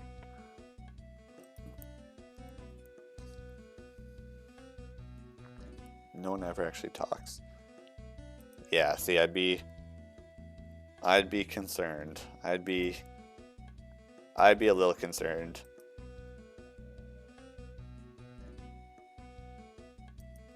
I will say when I did a stream where I tried to give out, I was feeling Christmassy, and so I tried to give people stuff for Christmas, and it was surprisingly difficult. A lot of people did not want to trade me when I was giving them like 50 grand or, you know, a full thing or 50 chocolate cakes or like a adamant set. People were not willing to take it. And I was surprised at how people were just not open to accepting it. They did not want the free thing because everyone expects there to be like some hidden price tag attached to the free thing, which I get. I get it. You know, it's crazy, but I get it. So, yeah, I went around. I anticipated giving away like a lot of my money in RuneScape, and you know the majority of my stuff, but no one would bite. I got a couple people, but at the end of the day, I was super disappointed at just how little I was able to give away because people just did not want to take it. It was just super weird to me. Like I found a couple new players who one told me that she had just learned about the game from a friend of hers, and she didn't want to fight. She was into, you know, wood cutting and making fires. She didn't take the money, but I went and bought her every type of wood cutting axe, and then she took that, which was super weird to me. Like, why are you so afraid? Yeah, and that's the thing, is there's always scammers, right? There's always, what if, you know, what if you take this deal and something bad happens and your computer rises up against you, you know? Like, it's terrible. But I mean, I genuinely thought that I'd probably go broke that day giving away all my stuff. But no one wanted to take it. No one wanted to take it. It was so damn hard that I ended up giving up. I think I only gave away like maybe 150k when I fully planned to give away, you know, $1 million. And you know, it only worked if I was giving them the specific thing that they wanted, and I went and bought it from the Grand Exchange and gave it to them, you know? Like, it's crazy. But there's so many scammers now. I just hope, my hope is that they keep the servers up and running for a good while yet. Because, unfortunately, I could see them kind of shifting towards only RS3. And I don't want that, you know? I don't think anyone wants that.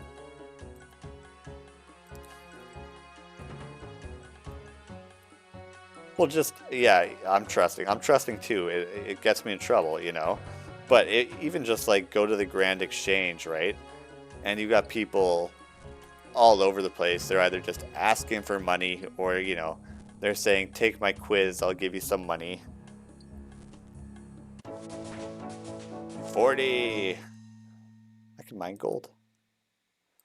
You know, go to Discord, take my quiz. It'll be real quick. I'll give you 50 mil. You know, it's not worth the chance that all of your progress is going to be wiped, you know? To me, it's not. I mean, obviously, your account, you can decide what to do with it, but I mean, it's not worth it. It's not. Don't do that. If someone's offering you money, assume there's strings attached. Assume there's... That should be a fast and hard rule for life. If there's money coming at you from anything, just assume there's strings attached.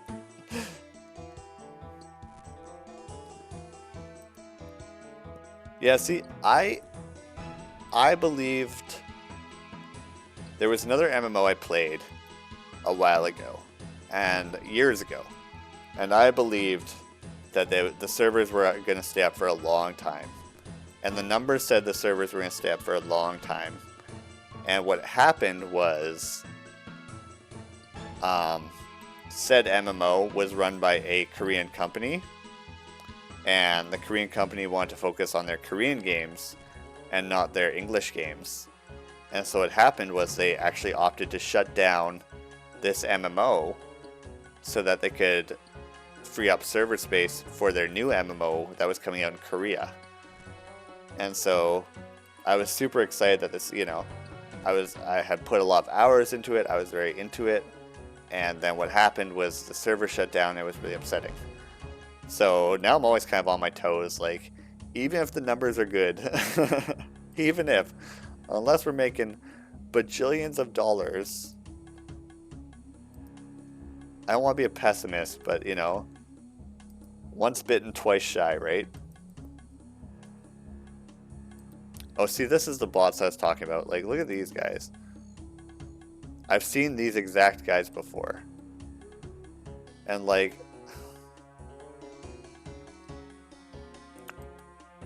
they're all doing the exact same thing.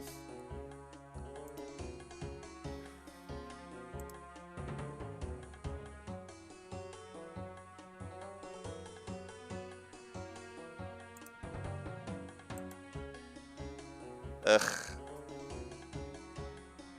That's so frustrating.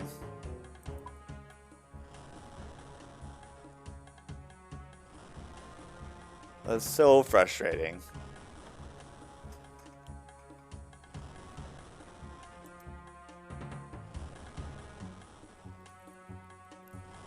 That's so frustrating. Like, I don't know. It's tough because I wouldn't want the responsibilities of a mod because I enjoy playing the game.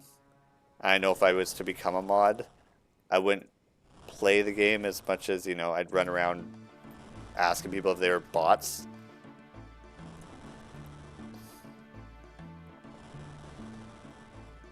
But I wish there were more mods. There's my double standard, right? And there's these guys, like the beekeeper, the old man, and all the randos, right? But I don't know if you just leave them alone. I don't know if that ends up in you getting reported or what. Like, I kind of wish there was still the evil chicken around to just kill people.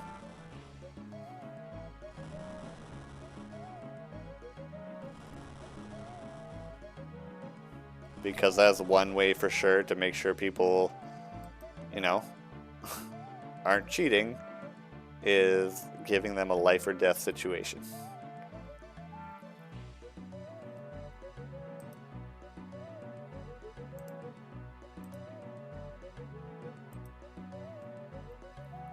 But that's been long removed. I don't think we'll see the evil chicken come back for quite some time. If ever. Maybe in a quest. Which would be kind of cool.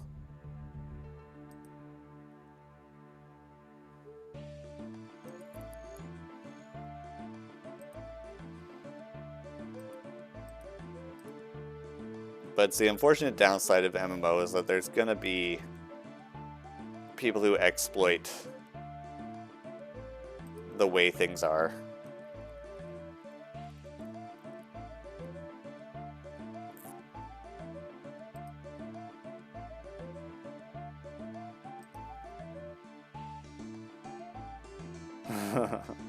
It's true. It's sometimes, and that goes back to my Christmas handout stream. Sometimes I'd offer people things and they'd be like, oh yeah, totally. And then I'd be like, okay, well, trade me. And they'd be like, no. I'd be like, here, have a Christmas present. They'd be like, okay. I'd be like, okay, well, you got trade me. No. Well, alright, well, that's awkward. You know? They probably thought I was an NPC. Just handing out some seasonal gifts.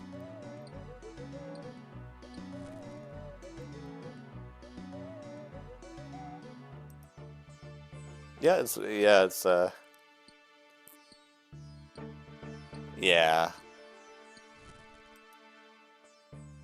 I know, dropping it, I feel like, is dangerous just because it doesn't spawn for them right away. Like, I drop it, and then I think it's a minute or so before it spawns so everyone can see it.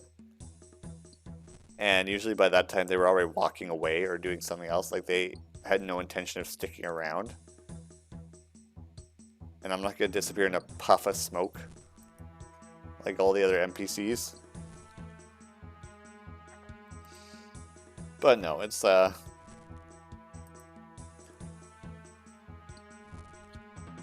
yeah, it's definitely part of this game, is what I'll say. It's something you have to learn to deal with.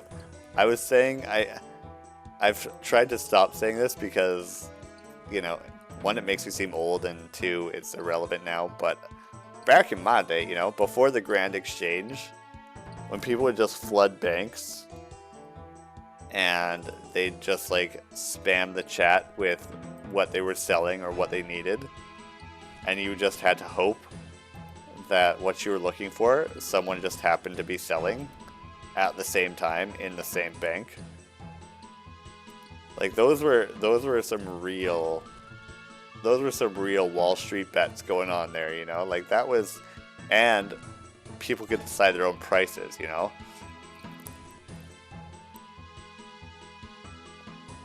It has mostly, or it's, really? What game is that?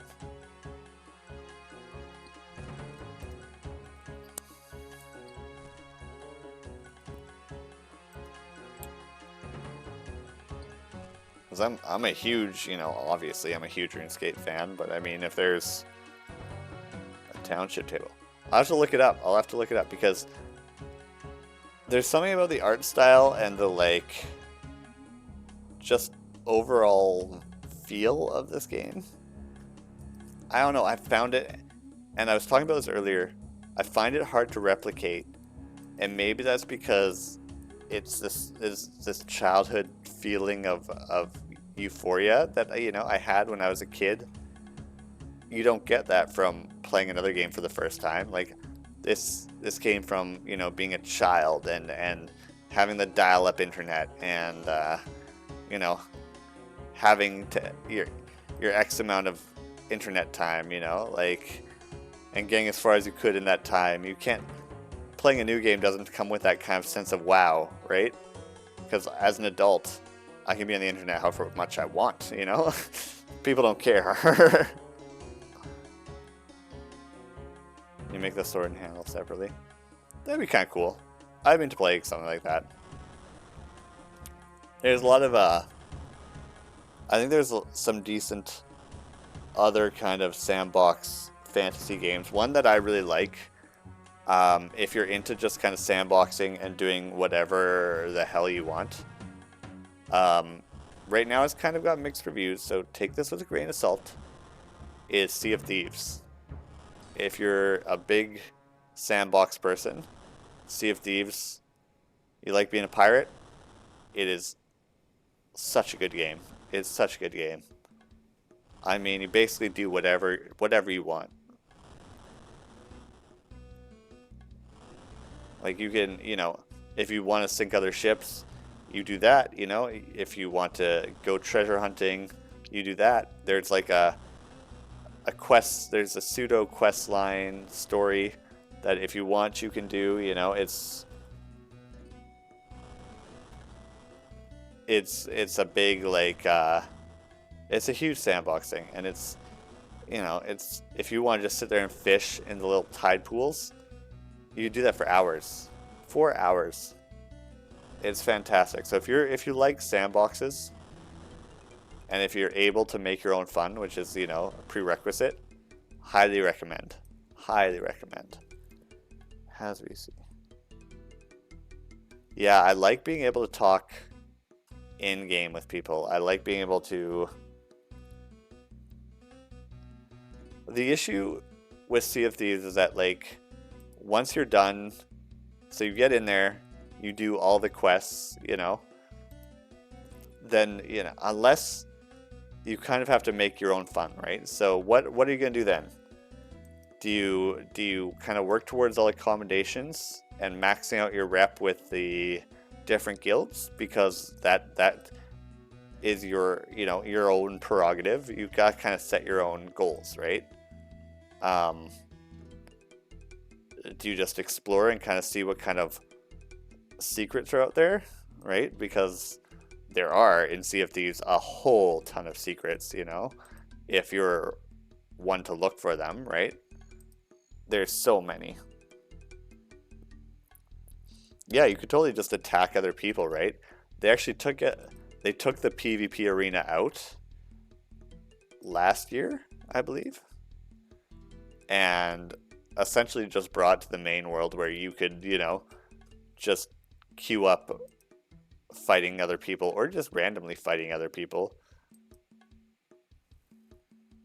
Yeah, so so they took the PvP area out entirely. It was part of, their overarching story. And now they have something called the Hourglass, which is on the captain's table. And it's kind of cool. If you flip your Hourglass to, I guess, the on position of the Hourglass, which makes sense, it queues you up for fighting another person who has their Hourglass in the on position. And the ship will dive underwater, kind of Davy Jones style. And you'll go to whatever server they're on. And you'll have this kind of little area to fight in. And if you leave it, then your ship will just kind of red sea and die anyway. But then other people on the server can also jump in and just kind of third party you. It's really sick. And then the winner gets rep and their stuff is worth more, and it's great. But you could also just, randomly attack people as one does in Sea of Thieves, Like, if you've got a bunch of loot, I don't, and I have a ship with a cannon, I'm going to take that loot from you, or die trying, right? Like, why wouldn't I? But there's actually, I don't know, Cultist, have you ever done the Glitterbeard secret? I guess not secret, the Glitterbeard whatever Easter egg. The punishment comes in the fact that okay, all right. I love telling people about this. So what's great in Sea of Thieves is there's so many secrets. So Glitterbeard is one of these secrets, okay? And you can find little clues about him and how to do this throughout the game, but it's mostly by word of mouth, okay? But what you need to do, and I forget the exact island, you need 8 people, which is already like a task.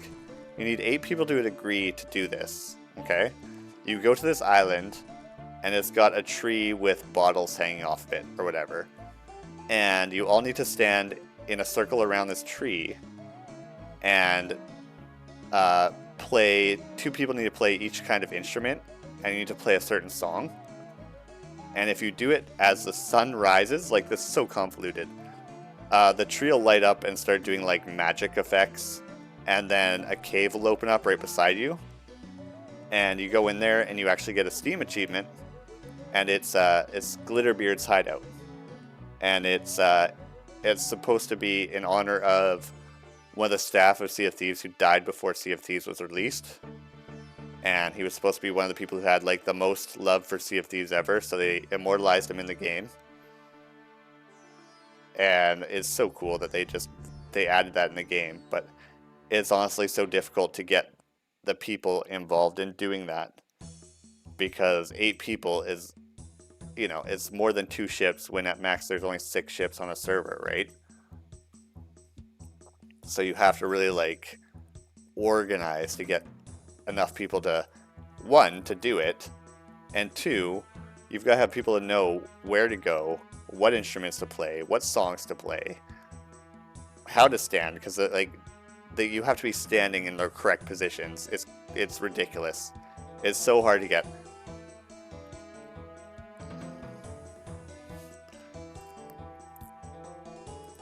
Yeah, it's like a sad story about it, and there's a journal inside his cave that's like Glitterbeard's hideout. You know, it's a big thing.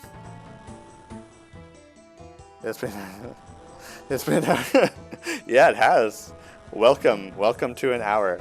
Yeah, I like having someone to bounce, thoughts off of, because up until you came in, I was just kind of going off on my own little tangents about things. But yeah, there's one other guy, girl, I don't know, one other follower who jumps in usually, and we literally just sit here and have conversations while I play games. It's kind of cool. I'm just like, hey, how's your day going? You know, let's play some Fortnite later, or whatever, right? But no, if you got bored of Sea of Thieves, there is depth to it that you don't know, right? Like, there is so many secrets in that game, and in terms of the Glitterbeard one, you get a Steam achievement. I can tell you right now, it is 0.1% of people have this achievement. It is incredibly rare because it's just, even if you know how to do it, how are you going to get that many people to do it, right? And I only managed to do it because I was on like this raiding party, and we were trying to find the Shrouded Ghost, which, if you don't know, is like the rarest shark, big shark, megalodon, big shark to get in Sea of Thieves, which is its own thing. And while that happened, while we were waiting for it, we were just like, hey, let's do Glitterbeard. And I was, casually, I was like, sure, why not? Inside, I was like, oh my god, we're gonna do Glitterbeard. Yeah, it's, I think it's just called Glitterbeard. I don't know what, I couldn't tell you the exact island or how. There's a tree. There's bottles hanging from it. It's a big island. And if you do it, you actually get a beard with jewels in it. And as a cosmetic. And it's specifically Glitterbeard's hideout. And it's this crazy, and that's not the only Easter egg. That's, so I feel like you say you're done with Sea of Thieves, but I can tell you, because I know I'm not, because there's so much more to that game than, and even story-wise, like, when they wiped out the PvP hideout, they took out, the Pirate Lord's son died, and it was this whole tragedy, and who killed the Pirate Lord's son, and there's a lot of, like, there's a lot more depth, I think, than people give it credit for. I can see needing a break from it from time to time. But, it's in my opinion, it's one that, you keep on going back to it because there's so much, that's just, it's strange, and it's just, you just want to dig a little deeper. Like, another one that comes to mind is in the taverns. Each of the different taverns has different paintings, and if you look at the different paintings, it'll actually reveal a secret cave on one of the big islands. That's related to the dude with the with the fancy soul sword, whose name I forget. He's like a fancy guy. He's got the sword and he's really fancy. But he's got his own like side quest line that, again, you don't know about, and the only clue you're given about it are these different paintings.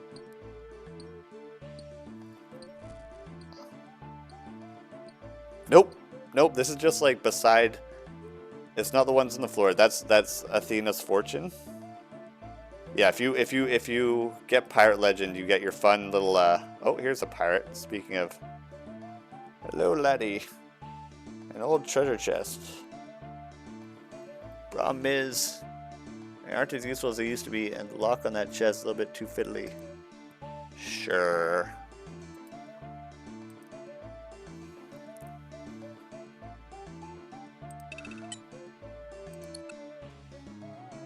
That's... What? Round the different items.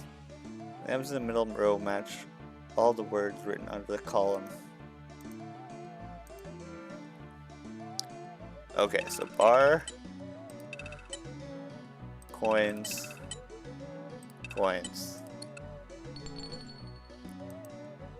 Fantastic. I don't want a gold necklace. Go away. I know, right? That's, I know. I like to think I'm doing so well that they decide to reward me with a, random encounter.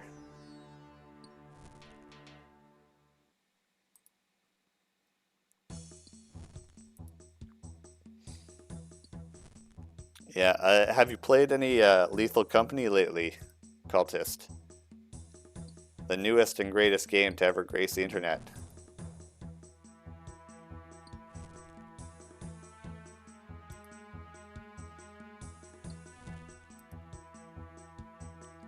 Bug off, but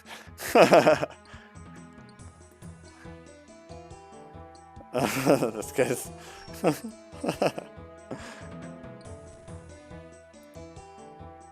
he's getting annoyed because I'm mining the rock.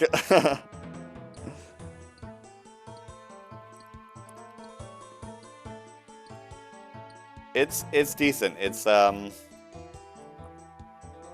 I mean, you need your people, right? You need your 3 closest friends, or if you've modded it, your like 30 closest friends. But I think it's really fun. I think it's good.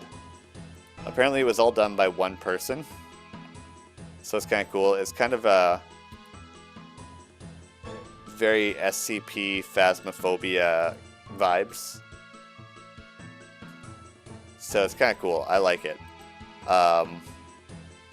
Highly recommend if you've got the time, if you enjoy that kind of stuff. It's fun. It's fun. It's fun to screw around with people in. It's fun to just play. If you like that kind of thing.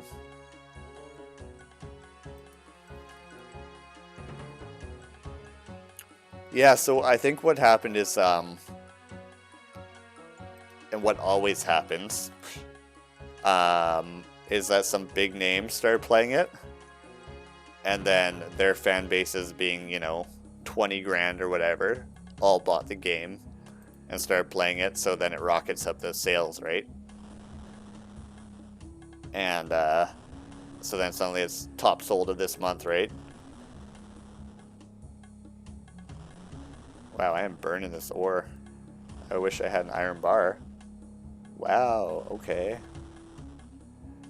I don't need one. No, it's fun. It's fun. I like it because it's got like a bunch of monsters you're going up against, but also for every monster, mostly there's a counter. Whether it's an item you find in the building or whatnot. What is going on?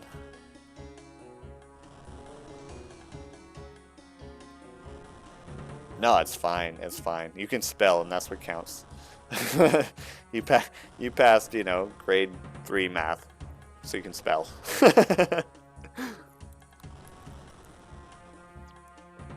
Anything kind of SCP-esque, I'm very on board for, and I am not making iron today. Holy, I love it when they just throw monsters in a way that's kind of like not super strange.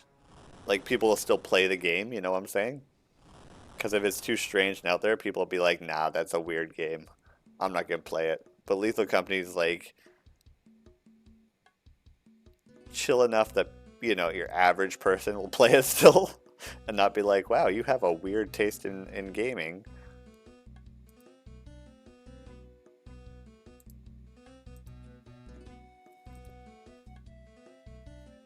I think I might do one more run and then maybe call it for the day.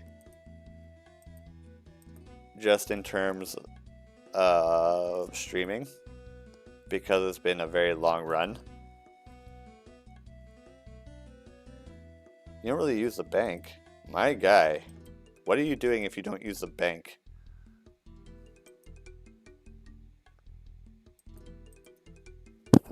I use the bank for absolutely everything. You know. What, like, do you not max out your inventory space? I don't understand. Because I'm always using the bank. You carry all your stuff, all your stuff in RuneScape? How? How?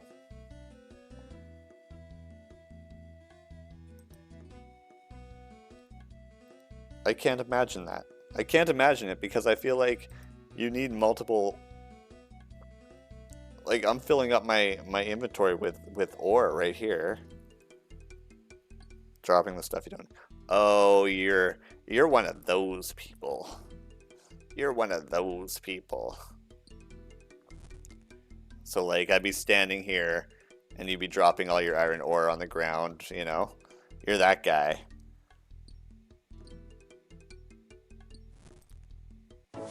Oh, 41. You can now mine with rune pickaxes. Alright. You're that guy. Catching fish and dropping them where they land. It's a shame, really. I just take some roots.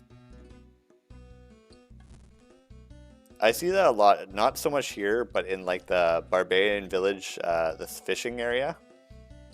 You could just pick up hundreds of fish. You're focusing on prayer. Prayer's a tough one. Prayer is hard. Now that you can do ashes, which is, you know, has been a thing for a while, but, you know, I'm just getting back into it. Now that you can do ashes, and demon ashes especially, I think it's easier. But, like, you have to also be able to kill the demons.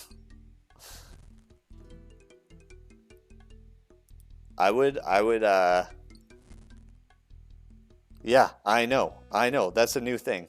So even like, you burned a fire, and it doesn't matter, ashes are ashes. You pick them up, and there's an option to just, like, spread ashes, or whatever, and it gives you prayer points. So, you don't even need to, and you kill an imp, it gives you ashes. If you kill a demon, it gives you fiendish ashes. So like the demon that's in the mage tower that doesn't fight back, you can kill him with magic, get his ashes, and then spread them for like a really good chunk of ashes, or a really good chunk of prayer points.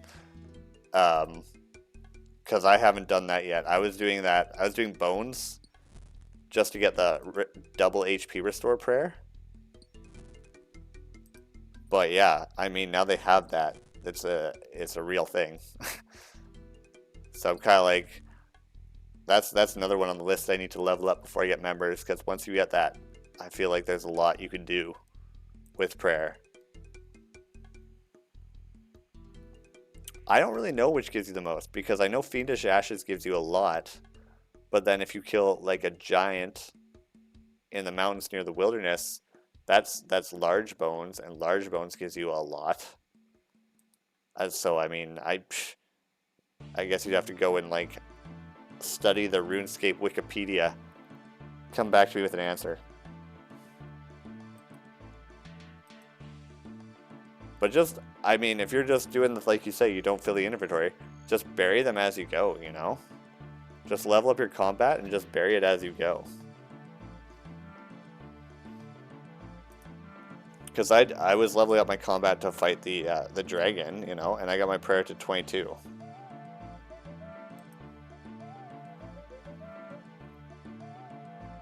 Which is all you need, because anything more, and you kind of get into the members only area, right? There's a limit. There's a fine line where, you know, you can't, free players can't just become immune to attacks. Members players can become immune to attacks.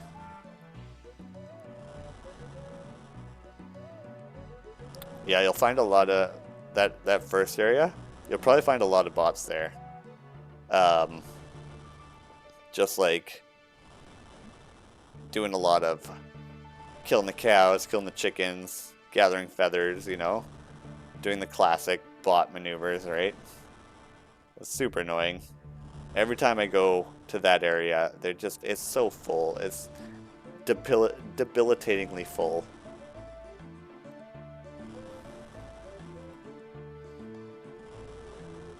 And it sucks because they're doing all the killing. So what do you get to do, right? Like you don't. There's nothing left for you to kill, right?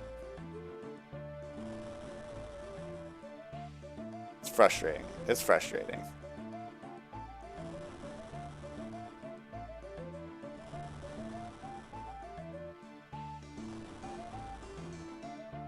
I think ashes and bones are kind of on the same point, though.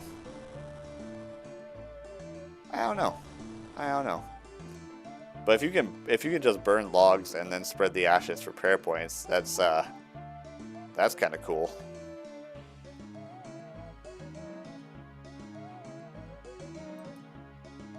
If you want to do magic, yeah, the wizard tower has that big demon behind the bars who literally can't fight back. It's totally unfair.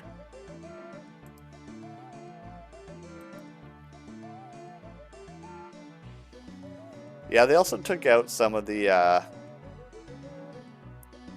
guys. Like, there used to be a highwayman between Lumbridge and Varrock, and if you weren't high enough level, there was a good chance he'd stomp your face in before you got to Varrock. They've removed him because he was just too OP. And now, yeah, now it's just kind of like, you know, getting to Varrock's a little easier. But yeah, like here, I'll show you with the ashes here. So these ashes, I get the option to, oh no, these are fire ashes, never mind. So I guess it has to be imp ashes.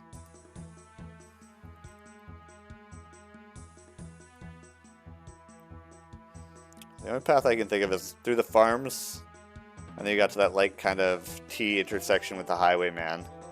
That was south of Varrock, or else you went Barbarian Village above the Haunted Mansion.